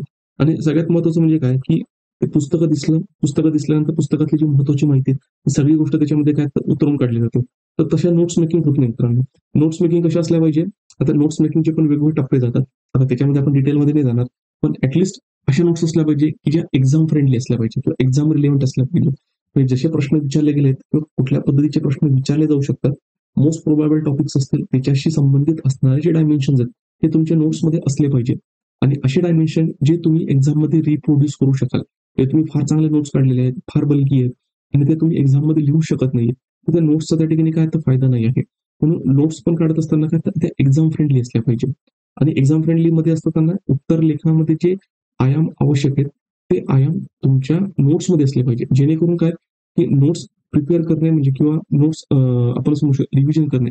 याचा अर्थ काय राहतो की प्रत्येक वेळेस मेन्ससाठी ते जे आन्सर आहे मॉडेल आन्सर ते प्रत्येक वेळेस तुमचं स्वतःचं वाचत राहणे. म्हणजे त्या संदर्भातला जर प्रश्न विचारला गेला तर थोडेफार चेंजेस करून जे प्रश्नामध्ये विचारले तोच कंटेंट तुम्हाला त्या ठिकाणी काय करायचं तर रिप्रोड्यूस करायचा आहे. त्याच्यानंतर सगळ्यात महत्वाचा जो पार्ट आहे तो म्हणजे इतिहास लेखन.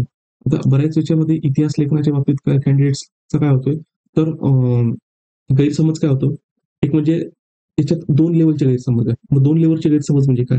एक म्हणजे बरेचसे कॅन्डिडेट्स आहेत ना, हे हिस्टोरिओग्राफी किंवा इतिहास लेखनापासून ना अनभिज्ञ असतात. म्हणजे त्यांना माहितीच नसते हे काही हा काही कन्सेप्ट पण असतो काय.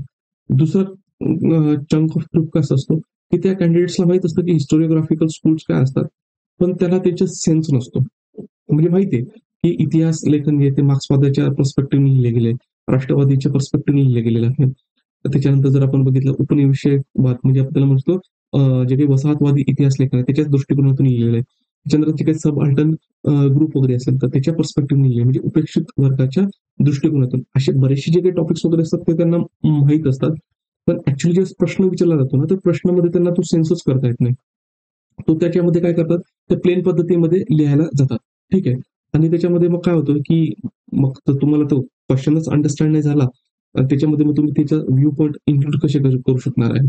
मग त्याच्यानंतर मग काय होतं की जे उत्तर आहेत ते अगदी फ्लॅट सपाट किंवा जे काही गुण मिळाले पाहिजेत हिस्ट्रीमध्ये तसे मिळत नाही. म्हणजे मग जीएस मध्ये जे लिहितात तसंच ते ऑप्शन मध्ये लिहिलं जातं. आता त्याचा एक क्वेश्चन मी आणलेला आहे. आता एन्शियंट इंडियामध्ये ना हा आता 2019 मध्ये प्रश्न विचारला होता. आता हा लक्षात घ्या मित्रांनो. The flourishing international trade during the Kushana period gave tremendous impetus to the development of art discuss. मराठीत वाचतो. कुशाण काळात भरभराटीला आलेल्या आंतरराष्ट्रीय व्यापारामुळे कलेच्या विकासाला प्रचंड चालना मिळाली. चर्चा करा. आता जर जनरल कॅन्डिडेट याचं उत्तर लिहिल तर उत्तर काय लिहिणार स्ट्रक्चर ॲज इट इज माहिती इंट्रोडक्शन बॉडी आणि कन्क्लुजन. आता याच्यानंतर मग काय कुशाण काळामध्ये भरभराटीला आलेला आंतरराष्ट्रीय व्यापार. मग आता आंतरराष्ट्रीय व्यापार तर इथं आंतरराष्ट्रीय व्यापारामध्ये काय आहे की आपण याच्यामध्ये म्हणू शकतो जो काही सिल्क रूट आहे किंवा आपण म्हणू शकतो त्याला silk trade silk route through जाणारा जो काही व्यापार आहे तो व्यापार. आणि मग आता कुशाण काळामध्ये जे काही वेगवेगळ्या कला आहेत त्या कुठल्या कला आल्या आहेत म्हणजे 3 स्कूल्स ऑफ स्कल्पचर्स एक्झिस्ट मध्ये एक म्हणजे गांधार मथुरा अमरावती ते याच्यामध्ये काय होतात तर इन्क्लूड होतात. आता अमरावती जर बघितलं तर तो कुशाणांच्या टेरिटरीमध्ये नव्हता पण कुशाणांच्या पिरियडमध्ये होता. हे लक्षात घेणे गरजेचं आहे. त्याच्यानंतर जर आपण बघितलं कॉइन्सचं प्रिपरेशन ठीक आहे. त्याच्यानंतर जर आपण बघितलं तर वेगवेगळ्या पद्धतीने जे काही स्तूपाज आहेत स्तूपाजवर जे स्कल्पचर्स वगैरे तयार केले जातात त्या गोष्टी हे डायमेन्शन जे आहेत ते कलेच्या बाबतीमध्ये आहे. ओके. त्याच्यानंतर मग कुशाण काळ जर बघितला तर याच्यामध्ये कॅन्डिडेट पुन्हा 2 कन्फ्युजन करतात.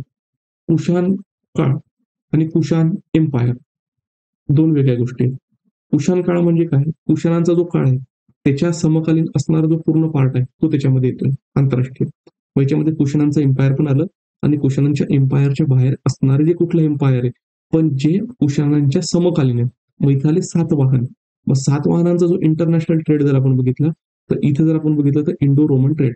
आता सिल्क रूट किंवा मग कुशाणांचा काही रोमन बरोबर व्यापार नव्हता का तर व्यापार रोमनांसोबत पण होता. मग इथं झालं इंडो रोमन ट्रेड जो आहे इंडो रोमन ट्रेड पण याच्यामध्ये इन्क्लूड होतोय. मग याचे जे लिंकेजेस आहेत मग इथे लिंकेजेस जे अमरावती स्कूल्स ऑफ जे काही स्कल्पचर्स असेल तिथे तिथे तयार झालेले आपण असं म्हणू शकतो की स्तूपाज असतील तो. त्याच्यानंतर जर आपण बघितलं की पश्चिम घाटामध्ये जे वेगवेगळ्या लेण्या तयार करण्यात आल्या असतील त्या लेण्या ठीक आहे. आता ही गोष्ट जनरल कॅन्डिडेट याला लिंकेजेस करेल ठीक आहे. काही कॅन्डिडेट तर कुशन काळाला फक्त कुशन एम्पायर पुरतच मर्यादित ठेवतील. आर्टमध्ये बऱ्याचशा गोष्टी काय होतात तर त्याच्यामध्ये इन्क्लूड होतात. मग त्याच्यामध्ये जर आपण लक्षात घेतलं की हिस्टॉरिकल सेन्स तुम्ही कशावर समजू शकता. आता याला हिस्टॉरिकल सेन्स अँगलने बघा. आता तुम्हाला समजून सांगतो. मग तुम्हाला क्वेश्चन चे उत्तर लिहिण्याची जी पद्धत आहे ती वेगळी समजेल. आता पहिलं म्हणजे काय, इथं काय विचारलं म्हणजे flourishing international trade during the Kushana period give tremendous impetus to the development of art. म्हणजे इथे म्हणणं काय यांचं ट्रेड.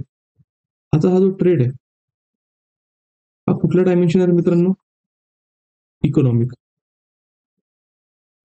आणि हा इकॉनॉमिक डायमेन्शन हा कशाला इन्फ्लुएन्स करतोय तर कल्चरला म्हणजे संस्कृतीला. आता जर तुम्हाला स्कूल्स ऑफ हिस्टोरिओग्राफी माहित असतील आणि त्याच्यामध्ये जर तुम्ही मार्क्सिझम स्टडी केला असेल, मार्क्समध्ये सांगितलं तर मार्क्सने की सोसायटीचं जे काही बेस आहे ते बेस काय आहे तर इकॉनॉमिक्स आहे, म्हणजे इकॉनॉमिकल इंटरलेशन आहे. आणि त्याचं जे सुपर स्ट्रक्चर आहे ते सोसायटी, पॉलिटी, त्याच्यानंतर जर बघितलं तर आर्ट अँड कल्चर, ह्याच्या गोष्टी ते सुपर स्ट्रक्चर आहे. म्हणजे त्याचं म्हणणं काय होतं, जर उत्पादनाची साधने आणि उत्पादनाच्या साधने कोणाच्या मालकीची आहेत यांच्यामधले जे आंतरसंबंध आहेत हे डिसाईड करतात की समकालीन काळामधले जे काही समाज होता, त्याची जी राज्य व्यवस्था आहे, तिथला जो धर्म आहे हा कसा होता. म्हणजे थोडक्यात याने बेस आणि सुपर स्ट्रक्चर हा डायमेन्शन आहे. मग याच्यात त्यांनी म्हणत असताना काय काय सांगितलेलं आहे की थोडक्यात याचा जर हिस्टोरिओग्राफिकल व्ह्यू जर तुम्ही बघितला तर थोडक्यात त्याचं म्हणणं आहे की कोणाच्या पर्स्पेक्टिव्हने, मार्क्सिझमच्या पर्स्पेक्टिव्हने, की हा जो ट्रेड आहे किंवा इकॉनॉमिकल डायमेन्शन आहे तर त्याच्यामुळे तिथले जे काही आर्ट आहे हा आर्टची डेव्हलपमेंट आहे, ही आर्टची डेव्हलपमेंट झालेली आहे. हा वन पॉईंट झाला स्कूल्स ऑफ हिस्टोरिओग्राफीमध्ये. ठीक आहे. त्याच्यानंतर दुसरा स्कूल्स ऑफ हिस्टोरिओग्राफी तुम्ही याच्यामध्ये काय करू शकता तर रिवायवलिस्ट किंवा रिव्हिजनिस्ट. आता जे काही नवीन रायटिंग्स वगैरे चालू त्या रायटिंगमध्ये आता त्याच्यामध्ये आपण म्हणू शकतो की पोस्ट मॉडर्निझम. पोस्ट मॉडर्निझम मध्ये काय की कुठलीही गोष्ट समजून घेत असताना आहे ना ती 100% समजून नाही घेतलं, म्हणजे कुठले सांगितलेले जे तथ्य आहे ते 100% तथ्य नसतं. म्हणजे थोडक्यात काय की तुम्हाला पोस्ट मॉडर्निझमचा कॉन्सेप्ट नाही माहिती किंवा त्याला म्हणू शकतो पण रिव्हिजनिस्ट हिस्ट्री. रिव्हिजनिस्ट हिस्ट्री म्हणजे काय, आतापर्यंत जी हिस्ट्री लिहिली गेली ना ती अजून त्याच्यामध्ये काय केलं जातं तर रायटिंग केली जातं. मग रायटिंग करत असताना मग प्रत्येक वेळेस फक्त इकॉनॉमिकल डायमेन्शनच त्याच्याच मागे कारणीभूत असेल का तर तसं नसेल. तर त्याच्यासाठी कारणीभूत असणारे डायमेन्शन कुठले असू शकतात आपण म्हणू शकतो तर रिलिजियस डेव्हलपमेंट पण. म्हणजे काय, लोक काय होते तर धार्मिक होते, लोक ते सांस्कृतिक होते आणि धार्मिक असल्यामुळे त्यांच्या धर्माला आस्था मिळण्यासाठी जे असेल तर ते त्या ठिकाणी कलेचा शोध त्या ठिकाणी बघतायत. तर तो जो डायमेन्शन आहे तो, कारण मार्क्सिझम मध्ये रिलिजनला एक्झिस्टन्स नाहीये. म्हणजेच काय की मार्क्सिझमचं म्हणणं आहे की रिलिजन काय ओपियम आहे आणि रिलिजनचा उपयोग जो लोकांनी कशासाठी केलेला आहे तर तो लोकांना फक्त बांधण्यासाठी केलेला आहे. म्हणजे लोकांनी कसं राहिलं पाहिजे, कसं नाही राहिलं पाहिजे, तर त्याच्यासाठी हा जो उपयोग आहे तो उपयोग केलेला आहे. म्हणजे तुम्ही याला जो काउंटर आर्ग्युमेंट आहे ना डिस्कसचा, तो डिस्कसचा आर्ग्युमेंट तुम्ही याच्यामध्ये घेताय. आता हे तुम्हाला कधी समजेल जोपर्यंत तुम्हाला डिफरंट स्कूल्स ऑफ हिस्टोरिओग्राफी त्याचं तुम्ही अनालिसिस करणार नाही किंवा स्टडी करणार नाही. ते म्हणजे प्रत्येक वेळेस फक्त इकॉनॉमिकल डायमेन्शनच त्या ठिकाणी इम्पॉर्टंट आहे का तर नाही. त्याच्यानंतर दुसरं म्हणजे काय की पॉलिटिकल डायमेन्शन. म्हणजे प्रत्येक वेळेस जी इकॉनॉमी ती इकॉनॉमी पॉलिटिकलने ड्राईव्ह करत. बऱ्याच वेळेस जी काही पॉलिटिकल थिंकिंग आहे ती पॉलिटिकल थिंकिंग पण इकॉनॉमिक डायमेन्शन आहेत त्याला डिराईव्ह करतात. आणि जे काही कल्चरल किंवा आर्ट आस्पेक्ट आहे त्या आर्ट आस्पेक्टला ते काय करतात तर डिराईव्ह करतात. पॉलिटिकल डायमेन्शन मध्ये घेत असताना सगळ्यात महत्वाचं म्हणजे काय की इथे जिथे लिडरशिप आहे म्हणजे कुशनच समजा पकडले तर मग यांचं जे काही आहे किंगशिप थेअरी. किंगशिप थेअरीला जस्टिफाय करण्यासाठी त्यांना आपण असं म्हणू शकतो की लोकांमध्ये रिकग्निशन मिळण्यासाठी तर त्यांनी आर्टचा फॉर्म काय केला तर यूज केलेला आहे. मग जोपर्यंत तुम्ही हे इंटरलिंकेजेस करून सांगणार नाहीत ठीक आहे तर तोपर्यंत जे असेल त्याच्यातले जे डिफरंट डायमेन्शन आहेत ते डिफरंट डायमेन्शन त्याच्यामध्ये इव्हॉल्व्ह होतील का तर ते इव्हॉल्व्ह होणार नाही. तर त्याच्यासाठी सगळ्यात महत्वाचं म्हणजे काय की तुम्ही इंडिव्हिज्युअली जर स्टडी कराल आणि जर तुमची एवढी इनडेप्थ अनालिसिस असेल तर no problem you can go for self study. पण पुन्हा जर तुम्हाला प्रिपरेशन करायचं आहे आणि तुम्ही 2 वर्षानंतर 3 वर्षानंतर तुम्हाला लक्षात येते की नाही आपण जे प्रिपरेशन करतो ते इन्सफिशियंट आहे, आता आपल्याला काहीतरी मदत करायला पाहिजे. तर तुमचा टाइम वेस्ट करण्यापेक्षा जोही मेंटर तुम्हाला मदत करू शकतो तुम्ही त्याच्यापर्यंत काय व्हायचं तर अप्रोच व्हायचं आहे. असे बरेच क्वेश्चन्स आहेत आणि बरेच क्वेश्चन्स आपण काय करतो ज्यावेळेस प्रिव्हियस इयर क्वेश्चन डिस्कस करतो म्हणजे सिलेबस म्हणजे आपण जेव्हा लेक्चर्स घेतो तर लेक्चर्समध्ये हे जे डायमेन्शन आहेत हे डायमेन्शन आपण त्याच्यामध्ये काय करतो ते कव्हर करतो. म्हणजे जेणेकरून तुमच्या म्हणजे आपण म्हणू शकतो शस्त्रागारामध्ये एवढे शस्त्र तुम्हाला दिले जातील युद्ध कुठल्याही पद्धतीचं असेल तर आपल्याला ठरवायचं आहे. तुम्हाला ट्रेनिंग पण दिलं जाईल कुठला जर ऑब्स्टेकल आला तर कुठलं शस्त्र यूज केलं पाहिजे, कुठलं अस्त्र यूज केलं पाहिजे. एवढं ते त्यांनी तुम्हाला दिलं त्या पद्धतीने तुम्हाला एक्झाम हॉलमध्ये काय करायचं त्या गोष्टीशी डील करायचं आहे. ठीक आहे. आता हा पार्ट हिस्टोरिओग्राफी समजणे, म्हणून हिस्टोरिओग्राफीचा रोल आहे हा फार इम्पॉर्टंट आहे. म्हणजे इव्हन तुमची एक अंडरस्टँडिंग जी असेल ना क्वेश्चनची, ती तुम्हाला काय करते, तर बाकीच्यांपेक्षा आउटस्टँडिंग मार्क द्यायला मदत करते. सगळ्यात महत्वाचं म्हणजे प्राचीन, मध्ययुगीन आणि आधुनिक भारताचा तुटक अभ्यास. म्हणजे बऱ्याच वेळेस कॅन्डिडेट काय करतात, मॉडर्न इंडियापासून सुरुवात करतात. नो प्रॉब्लेम, चालू करू शकतात, कारण मॉडर्न इंडियाचं वेटेज जास्त आहे. पण मॉडर्न इंडियाला समजून घेण्यासाठी जोपर्यंत तुम्हाला प्राचीन आणि मध्ययुगीन भारत समजून नाही घेते, तोपर्यंत मॉडर्न इंडिया समजून घ्यायला difficulty difficulty in the sense समजणार नाही असं नाही का, तर समजेल. म्हणजे तुम्हाला सोशल रिफॉर्म मुवमेंट जर समजून घ्यायचं असतील आणि अगोदरचं तुम्हाला सामाजिक, आर्थिक, धार्मिक जे काही बदल झालेले आहेत भारतामध्ये प्राचीन काळापासून ते मध्ययुगीन काळापर्यंत, त्याचा जर आढावा तुम्ही घेतलेला असेल ना, तर तुम्हाला सोशल रिफॉर्म मुवमेंट समजायला व्यवस्थित मदत होतात. त्याच्यानंतर कोर्स ऑफ ज्यावेळेस नॅशनलिझम स्टार्ट होतो, त्यावेळेस भारतामध्ये समजा आर्य समाजासारखी जे काही संस्था होत्या, तर त्यांनी भारतामध्ये म्हटलं वेदांकडे चला. नेमकं वेदांच्या काळामध्ये वेदांकडे चला त्यांनी का म्हटलं? किंवा भारतामध्ये जेव्हा राष्ट्रवादाची सुरुवात होत होती, तर राष्ट्रवादाची सुरुवाती होत असताना भारताच्या इतिहासामध्ये घडून गेलेल्या घटनांचा त्यांनी काय घेतलेला आहे, तर उपयोग केला आहे. का? तर स्वतःमध्ये एक आपण असं म्हणू शकतो, की आपलेपण निर्माण करण्यासाठी, एक भारतीयत्व निर्माण करण्यासाठी आणि स्वतःच्या संस्कृतीचा स्वतःला अभिमान असण्यासाठी त्यांनी काय केलेलं आहे, तर भारतामधले जे काही प्राचीन काळातले जे काही उदाहरण आहेत, ती उदाहरणं घेतलीत. मग जोपर्यंत तुम्हाला तो हिस्टॉरिकल सेन्स माहीत नसेल किंवा ती अगोदर झालेल्या घटना कळलेल्या नसतील, तर हे टॉपिक समजून घ्यायला काय होतात, तर थोडं डिफिकल्ट होतात. आणि याला कंपार्टमेंटलायझेशनमध्ये डिस्कस करण्यापेक्षा याच्यामध्ये याला इंटरलिंकेजेस म्हणून समजून घेणे गरजेचं आहे. कारण प्राचीन आणि मध्ययुगीन भारत स्टडी करत असताना जर आपण लक्षात घेतलं मित्रांनो, की बऱ्याचशा गोष्टी ओव्हरलॅप होतात. म्हणजे यांचा अप्रोच सेम आहे. आणि अर्ली मिडिवल इंडियाचा जो पिरियड आपण बघितला, म्हणजे हर्षवर्धनाची डेथ झाल्यापासून ते दिल्ली सल्तनतची म्हणजे एस्टॅब्लिशमेंट होईपर्यंतचा हा जो वेग पिरियड आहे ना, तर हा जर आपण समजून व्यवस्थित जर बघितला, हा इंटरलिंकेजेस पिरियड आहे, एन्शियंट आणि मिडिवल पिरियड मधला. त्याच्यानंतर जर आपण बघितलं मध्ययुगीन काळ आणि भारताचा जो आधुनिक काळ, याच्यामध्ये पण इंटरलिंकेजेस आहे. मग इंटरलिंकेजेस म्हणजे कसे? आता मध्ययुगीन काळामध्ये म्हणजे 15व्या शतकाच्या एंडिंगला किंवा 16व्या शतकाच्या सुरुवातीपासून युरोपियन भारतात येत आहे. ठीक आहे, पोर्तुगीज, ठीक आहे, त्याच्यानंतर डच, इंग्लिश, फ्रेंच वगैरे जे आहेत, ते भारतात येतात आणि भारतात आल्यापासून मग नंतर जो मॉडर्न इंडियाचा पिरियड आहे, तिथपर्यंत मग जे इंग्रज आहेत ते सेटल्ड होत आहेत 18th सेंचुरीच्या मिड पर्यंत. आणि ते सक्सेसफुली काय करतायत, तर कॉलनी त्यांची या ठिकाणी इस्टॅब्लिश करतात भारतामध्ये, जिथे 1947 पर्यंत हँडल करतायत. मग हे करत असताना पुन्हा जे काही मिडिवल पिरियड मध्ये घडलेल्या घटना आहेत, म्हणजे आपण 18th सेंचुरी किंवा 17th सेंचुरी बघितली, म्हणजे सॉरी 18th सेंचुरी म्हणजे 18व्या शतकाचा उत्तरार्ध आणि 19व्या शतकाचा जो पूर्वार्ध, म्हणजे जो काही फर्स्ट हाफ आहे, याच्यामध्ये बऱ्याचशा गोष्टी काय होतात, तर ओव्हरलॅपिंग होतात. म्हणजे ज्या ओव्हरलॅपिंग असलेल्या गोष्टी जर आपल्याला व्यवस्थित त्या ठिकाणी लक्षात आल्या, तर आपल्याला मॉडर्न इंडिया काय होतं, तर समजायला सोपं पडतो. म्हणजे 18th सेंचुरीची जी क्वालिटी आहे, म्हणजे 18व्या शतकामधली जी काही भारतामधली राजकीय परिस्थिती आहे, ती समजून घेण्यासाठी आपल्याला महत्वाचं काय आहे, तर जो काही मध्ययुगीन भारताचा जो इतिहास आहे, तो समजून घेणे गरजेचं आहे. आणि 18व्या शतकाचा इतिहास समजून घेतल्यानंतर आपल्याला समजणार आहे, की जे काही इंग्रज आहेत हे भारतात आले, तर ते आले तर कशासाठी आले किंवा ते भारतामध्ये सक्सेसफुल कशामुळे राहिले. तर याच्यामुळे काय, ही जी कंटिन्युटी आणि चेंज आहेत ना, हे जर व्यवस्थित समजून घेतले, तर ते आपल्याला त्या ठिकाणी हेल्पफुल ठरतात. त्याच्यानंतर सगळ्यात महत्वाचं म्हणजे काय, जागतिक इतिहासाकडे लक्ष, म्हणजे जो वर्ल्ड हिस्ट्री आहे, खास करून मॉडर्न वर्ल्ड हिस्ट्रीचा पार्ट आपल्या सिलेबसचा पार्ट आहे. त्याच्यामध्ये निग्लेक्ट केलं जातं किंवा काही वेळेस बऱ्याच वेळेस बघितलं जातं, की वर्ल्ड हिस्ट्री समजायला डिफिकल्ट आहे. वर्ल्ड हिस्ट्रीमध्ये समजायला डिफिकल्टी फक्त एवढी, की आतापर्यंत तुम्ही जास्त त्याचा अभ्यास केलेला नाहीये आणि त्याच्यामध्ये जे राजे वगैरे आहेत ना, त्याची नावं आपल्यासारखी नसतात. राहुल, त्याच्यानंतर योगेश वगैरे असे नसतात. ते त्यांचे फेडरल विल्यम वगैरे सारखे जे असतील, स्टार असतील, असे म्हणजे राजाला तिथे स्टार म्हटलं गेलं रशियामध्ये, असे त्यांचे काय तर नाव आहेत. फक्त ह्या 2 डिफिकल्टीज जर सोडल्या ना, म्हणजे कॉन्टेक्स्ट जर सोडला ना, बाकी वर्ल्ड हिस्ट्री समजायला आहे ना, तर सोपी पडते. म्हणजे प्लेसेसची नावं, पर्सनॅलिटीची नावं, ती आपल्याला अनोळखी वाटतात आणि तिकडे काय गोष्टी घडलेल्या असतील, तर पहिलेच मनामध्ये भाव असतो. ते समजून घेत असताना आपल्याला समजलं म्हणजे समजेल का? आणि बऱ्याच वेळेस काय होतं, प्रिपरेशनमध्ये वर्ल्ड हिस्ट्रीकडे थोडं दुर्लक्ष केलं जातं. मग वर्ल्ड हिस्ट्रीकडे जर दुर्लक्ष केलं, म्हणजे ज्यावेळेस मी वर्ल्ड हिस्ट्री म्हणतो, तर मॉडर्न वर्ल्ड हिस्ट्री. तर मग मॉडर्न समजून घ्यायला पण तुम्हाला फक्त प्रॉब्लेम्स होतात. जर तुम्हाला मॉडर्न वर्ल्ड हिस्ट्री व्यवस्थित जर समजली ना, तर भारतामध्ये होणारे जे मॉडर्न इंडियामध्ये डेव्हलपमेंट आहे, ते अगदी व्यवस्थित पद्धतीने समजतात.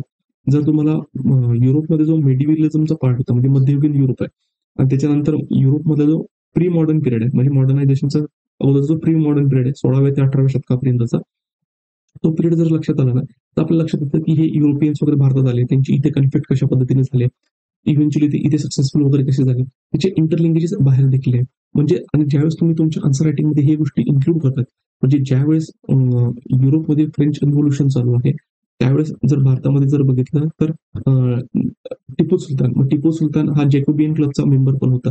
मग हे ज्यावेळेस तुम्ही कनेक्टेड डॉट आहेत, हे जर तोपर्यंत तुम्ही जोडणार नाही. त्याच्यानंतर जर आपण बघितलं तर कॉर्नवॉलिस होता अमेरिकन रिव्होल्यूशन ज्यावेळेस झालं म्हणजे अमेरिकन वॉर ऑफ इंडिपेंडन्स त्या ठिकाणी तो डिफीट झाला. तो डिफीट झाला आणि अमेरिकन वॉर ऑफ इंडिपेंडन्स मध्ये अमेरिकनच्या जे 13 कॉलनीज आहेत त्याला मदत करणारे फ्रेंच होते आणि फ्रेंच आणि ब्रिटन यांच्यामध्ये प्रत्येक वेळेस काय ऍटलिस्ट 19व्या शतकापर्यंत यांच्यामध्ये कन्फ्लिक्ट राहिलेला आहे. 20व्या शतकामध्ये ते एका साईडला आलेले आहेत. 19व्या शतकामध्ये त्यांच्यामध्ये संघर्ष राहिले. मग तोपर्यंत जर आपण बघितलं 19व्या शतकापर्यंत मग कॉर्नवॉलिस हा जो आपल्याला 18व्या शतकामध्ये काय होतं तर भारतामध्ये त्याला अपॉइंट केलं जातं बंगालचा जो असेल तर गव्हर्नर जनरल आणि तिथं आल्यानंतर मग जो असेल तर त्याचं लक्षात राहतोय की म्हैसूर जो असेल म्हणजे त्याचं कोणाशी रिलेशन आहे तर फ्रेंचांबरोबर तर फ्रेंचांना तिथून दूर ठेवलं पाहिजे म्हणजे त्यांचे जे कन्फ्लिक्ट आहे ना ते तिथून सुरुवात होते आणि त्याचं जे रूट्स आहेत ते रूट्स त्या ठिकाणी त्याचे रिपरकशन्स आहेत ते इथे दिसतात. आता मॉडर्न इंडियाच्या पुस्तकांमध्ये ना तुम्हाला हे पॉईंट्स लक्षात येणार हे जोपर्यंत तुम्हाला तुमची अंडरस्टँडिंग डेव्हलप झालेली नसेल तोपर्यंत तुम्हाला काय होईल तर ते जे काही डॉट्स आहेत ते डॉट्स कनेक्ट करता येणार नाही. याच्यासाठी जे असेल तर गायडन्स इम्पॉर्टंट असतं. हा झाला.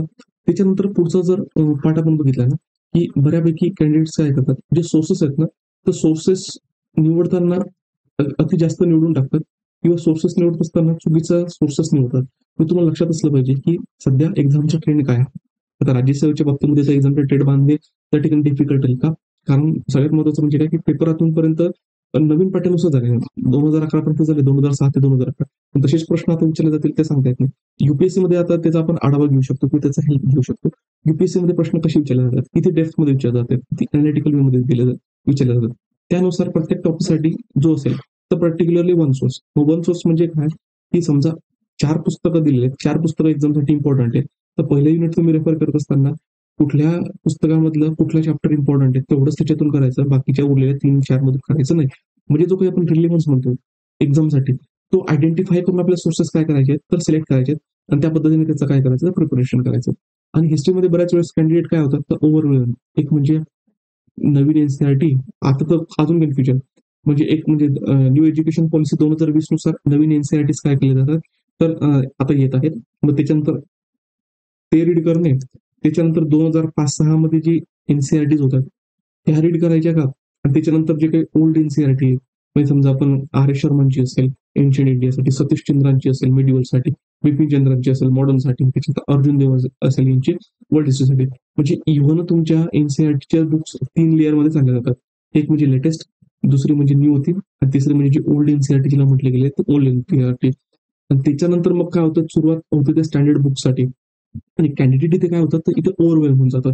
मग कुठले वापरायला पाहिजे काय वापरायला पाहिजे तिथे कन्फ्युज होतात आणि मग मग ते वाचत असताना मग ते एकदम ड्राय फील करतात किंवा एकदम ड्राय आउट फील करतात की हे होईल का माझ्याकडनं एवढे पुस्तकं हे कव्हर होतील का. त्याच्यासाठी महत्वाचं काय की सिलेक्टिव्ह स्टडी ना ती फार महत्वाची कारण आपल्याला पीएचडी नाही करत आहे मास्टर्स देत नाही एक्झामसाठी क्वालिफाय व्हायचंय.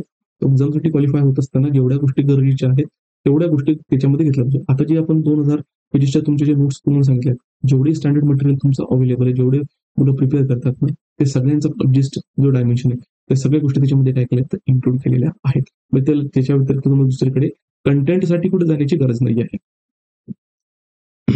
त्याच्यानंतर अभ्यासक्रम वगैरे असेल तो व्यवस्थित समजून नाही घेतला जात आणि प्रिव्हियस इयर क्वेश्चन पेपर असेल तर त्याचा रेफरन्स नाही घेतला जात आणि सिलेबस जर व्यवस्थित बघितला ठीक आहे त्याच्यामध्ये तो फार लेंथ दिसतोय म्हणजे जवळपास जर आपण बघितलं की एक 54 ते 56 पॉईंट्स जे ते तुमच्या सिलेबसमध्ये दिले दोघी पेपर मिळून म्हणजे आपण असं म्हणू शकतो की त्याला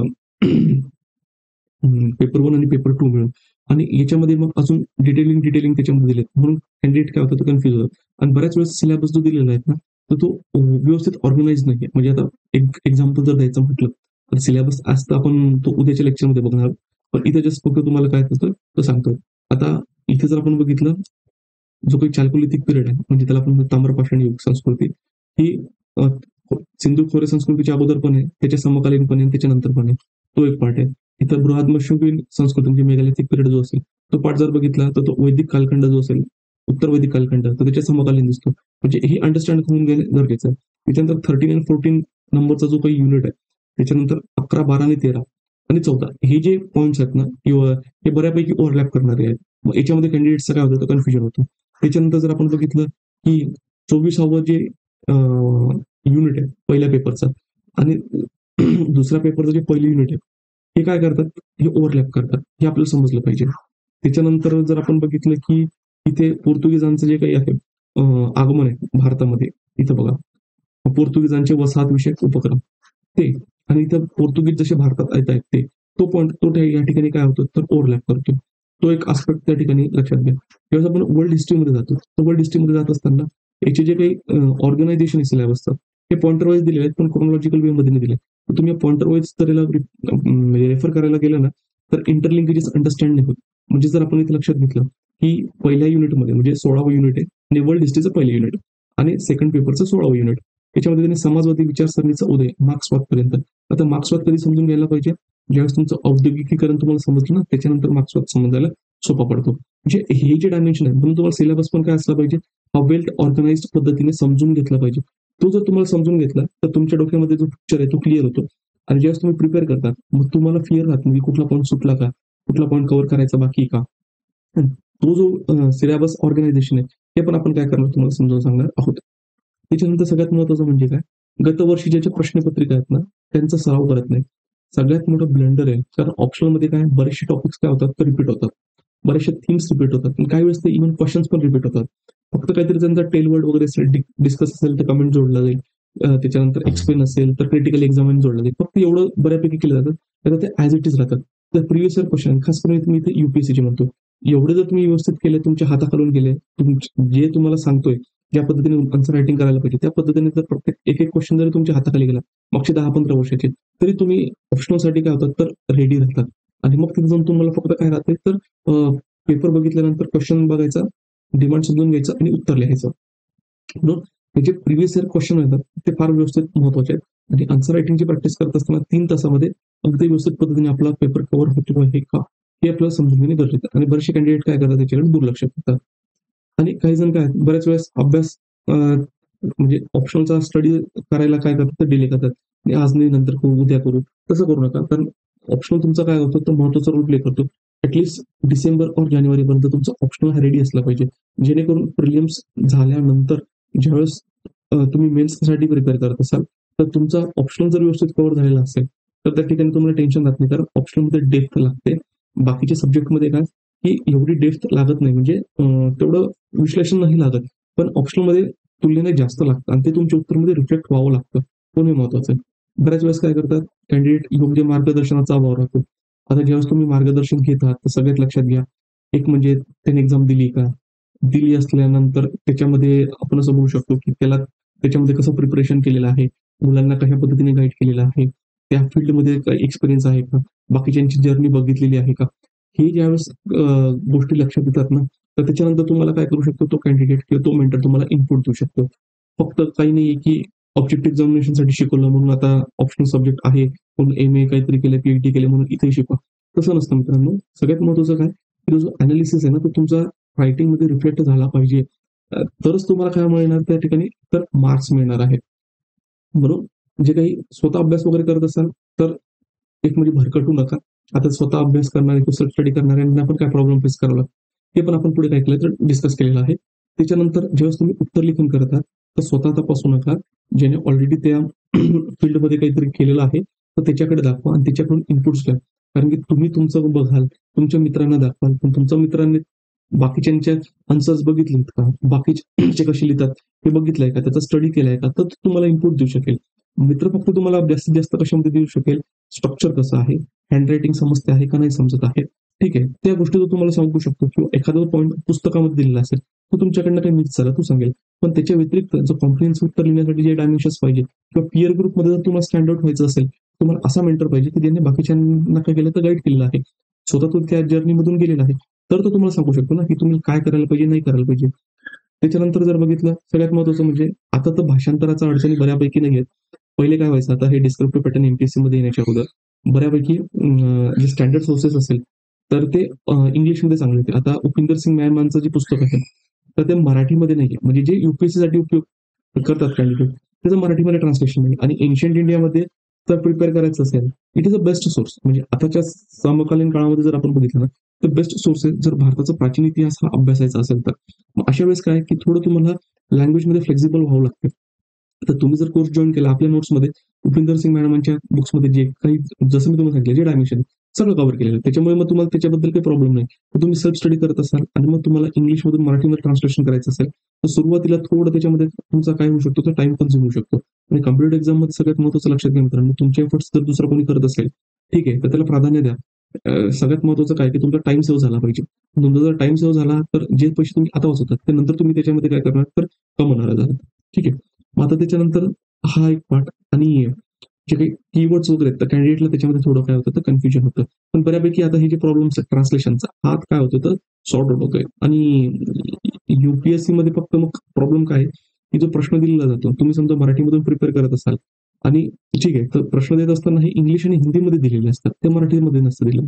तर ऍटलीस्ट एवढी तरी आपल्याला इंग्लिश असली पाहिजे की तिथला जो प्रश्न असेल तो प्रश्न आपण समजून घेता आला पाहिजे त्याची डिमांड कळली पाहिजे आणि त्याच्या अनुषंगाने मराठीमध्ये तुम्हाला उत्तरही लिहिता आलं पाहिजे.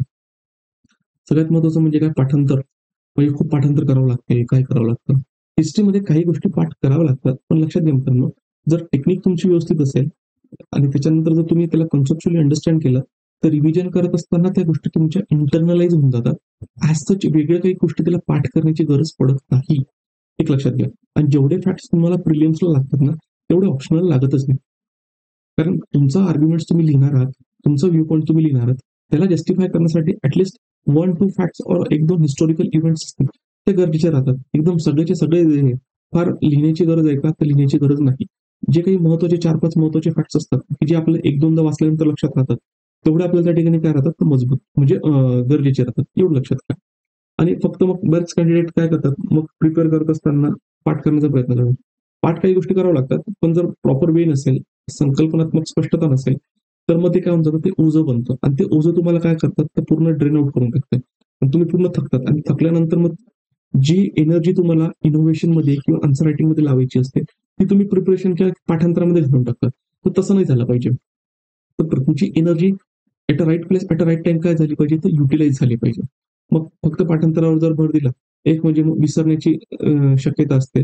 त्याच्यानंतर मग काय होतं, की प्रश्न विचारल्यानंतर त्याला अप्लाय नाही करता येत. आणि समजा तुम्ही लिहिलं पण गेलं, तर तुम्हाला सुपरफिशियल क्वेश्चन काय असतो, तो सिंपल वाटतो.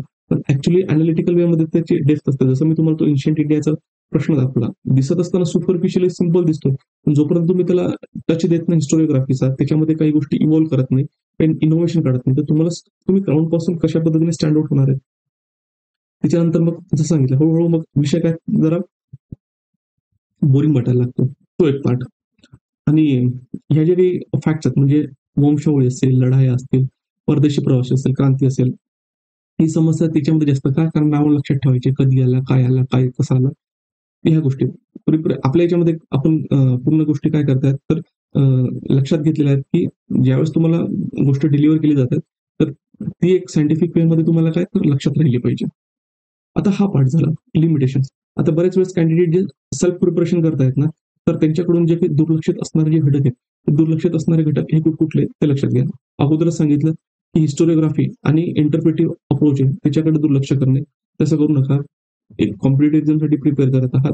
तुम्ही जर चुकीच्या मार्गाने प्रिपेअर करत असाल, तर याचा अर्थ नाही बाकीचे जे कॉम्पिटिटर ते पण चुकीच्या मार्गाने प्रिपेअर करतात. प्रत्येक जण आपल्या सिलेक्शनसाठी काय करतात, त्यांचा बेस्ट पॉसिबल एफर्ट्स त्याच्यामध्ये टाकतोय. पण द बेस्ट पॉसिबल एफर्ट टाकत असताना तुमचा जो डायरेक्शन आहे, ही पण राईट असली पाहिजे.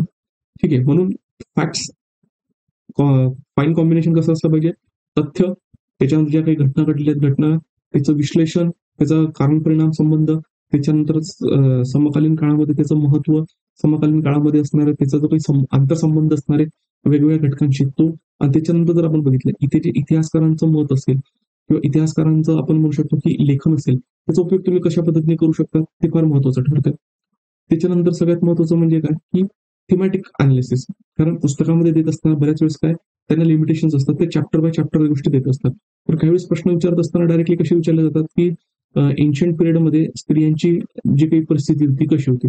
मग ही एन्शियंट पिरियड जर आपण तुम्ही लक्षात घेतला, मग तुम्ही जर सुरुवात समजा हडप्पा संस्कृतीपासून करायची म्हटली, तर फार तुम्हाला हर्षवर्धनच्या काळापर्यंत म्हणजे फक्त ती जी एक थीम आहे, त्या थीमवर प्रश्न विचारलेला आहे. किंवा फक्त जर आपण बघितलं तर धर्माच्या संदर्भात, की धर्मामध्ये काय डेव्हलपमेंट झाली आणि त्याचा समकालीन काळामधली जी कला आहे, त्या कलेवर कशा पद्धतीने परिणाम झाला.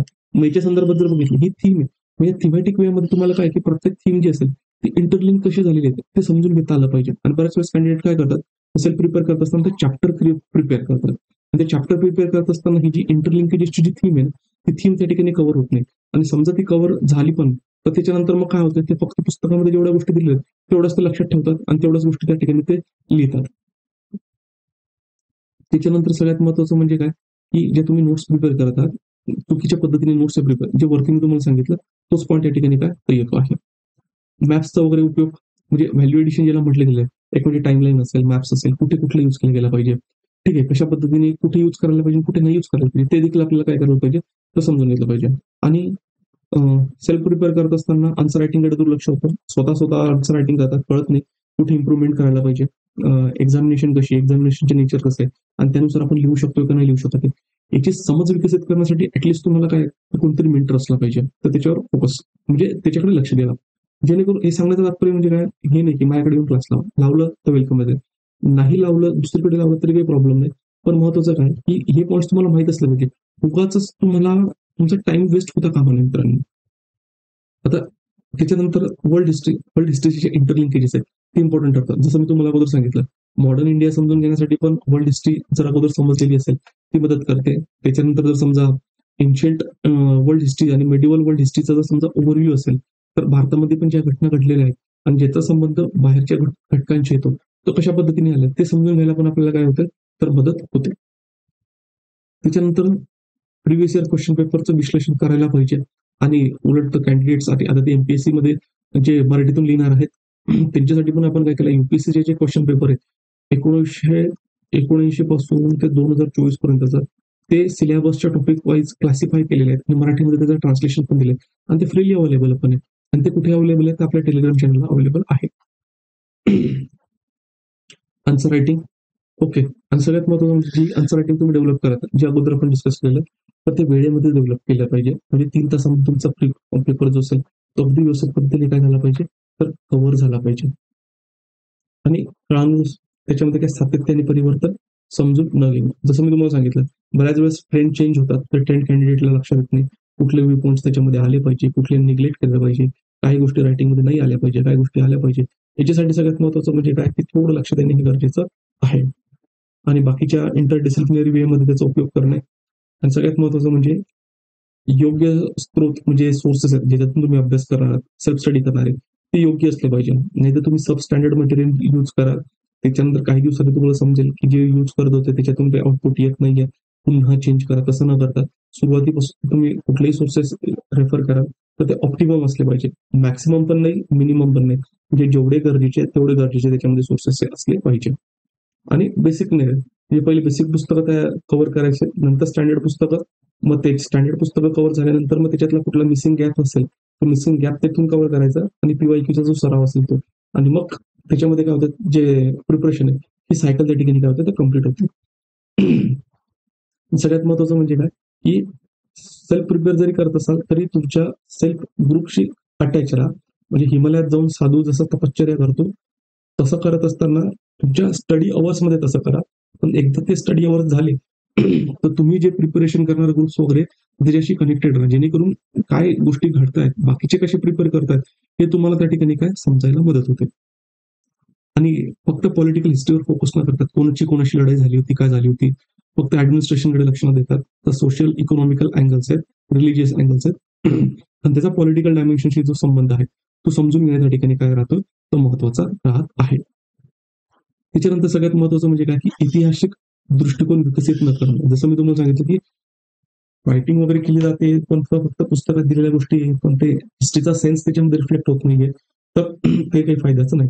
एवढे जे प्रॉब्लेम बघितले ना मित्रांनो, तर इथे तुम्ही कुठे स्वतःला बघत असाल किंवा फेस करत असाल, तुम्हाला समजेल की बऱ्याच वेळेस काय होतं, मग ते चुकीच्या पद्धतीने जर प्रिपेअर केला, म्हणजे प्रोसेस जर चुकली ना, तर एंड जो काही असेल म्हणजे तो पण काय होतो, तो चुकतो. तुमचा जर चांगला एंड किंवा ध्येय तुमचं गाठायचं असेल तर तुमची प्रोसेस ही चांगली असली पाहिजे. आणि त्याच्यामध्ये आपला जो कोर्स आहे, ठीक आहे, हिस्ट्री ऑप्शनलचा, हा तुम्हाला काय करणार आहे, तर बेस्ट ऑप्शनल म्हणजे बेस्ट जे काही गायडन्स आहे ते मार्केटमध्ये अवेलेबल असल्यानं आपण तुम्हाला काय करतोय, तो प्रोव्हाइड करतोय. आणि याच्यात देत असताना तुम्हाला जो काही गायडन्स आहे हा 1-to-1 पण दिला जाते. म्हणजे प्रत्येक कॅन्डिडेटचे प्रॉब्लेम्स हे वेगवेगळे असतात. त्या अनुषंगाने जे असेल तर आपण त्याला काय करतोय, तर गाईड करतोय. जेणेकरून असं नाही की फक्त क्लास लावला तर त्याच्यानंतर बोलणं नाही, मेंटरशी माझ्याशी बोलणं नाही वगैरे असं नाही. तुम्ही झाल्यानंतर लावल्यानंतर कुठलाही तुम्हाला त्याच्यामध्ये जर डाऊट आला तर तुम्ही तो विचारू शकता. एक दुसरी गोष्ट त्याच्यामध्ये जर आपण बघितली की आपला जो कोर्स आहे हा कोर्स ऑनलाईन मेथड आहे.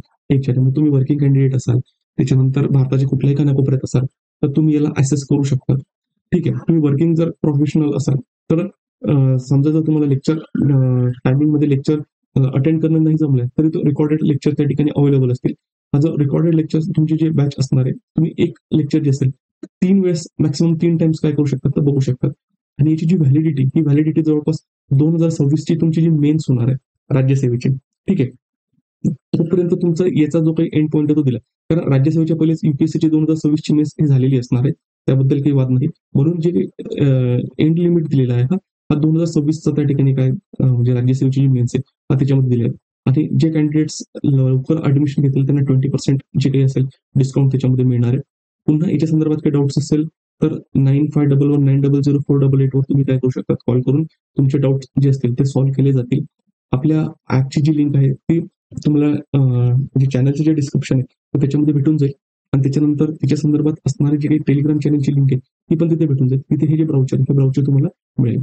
आता उद्याच्या लेक्चरमध्ये काय करणार मित्रांनो आपल्याला की पुढचा जो पार्ट आहे म्हणजे अभ्यासक्रम, संदर्भ ग्रंथ वगैरे असेल ते आपण पुढच्या लेक्चरमध्ये काय करणार तो डिस्कस करणार. आजचं लेक्चर तुम्हाला कसं वाटलं हे तुमच्या फीडबॅकद्वारे आम्हाला कळवा. ते तुम्ही कमेंट बॉक्समध्ये लिहू शकता. हे जे लेक्चर आहे किंवा व्हिडिओ आहे तुमच्या जास्तीत जास्त मित्रांपर्यंत पोहोचवा, जेणेकरून काय त्यांना देखील याचा फायदा होईल. तुम्ही जर आमच्या युट्यूब चॅनलला सबस्क्राईब केलं नसेल तर कृपया युट्यूब चॅनलला सबस्क्राईब करा. आता आपण इथे थांबूया. थँक्यू.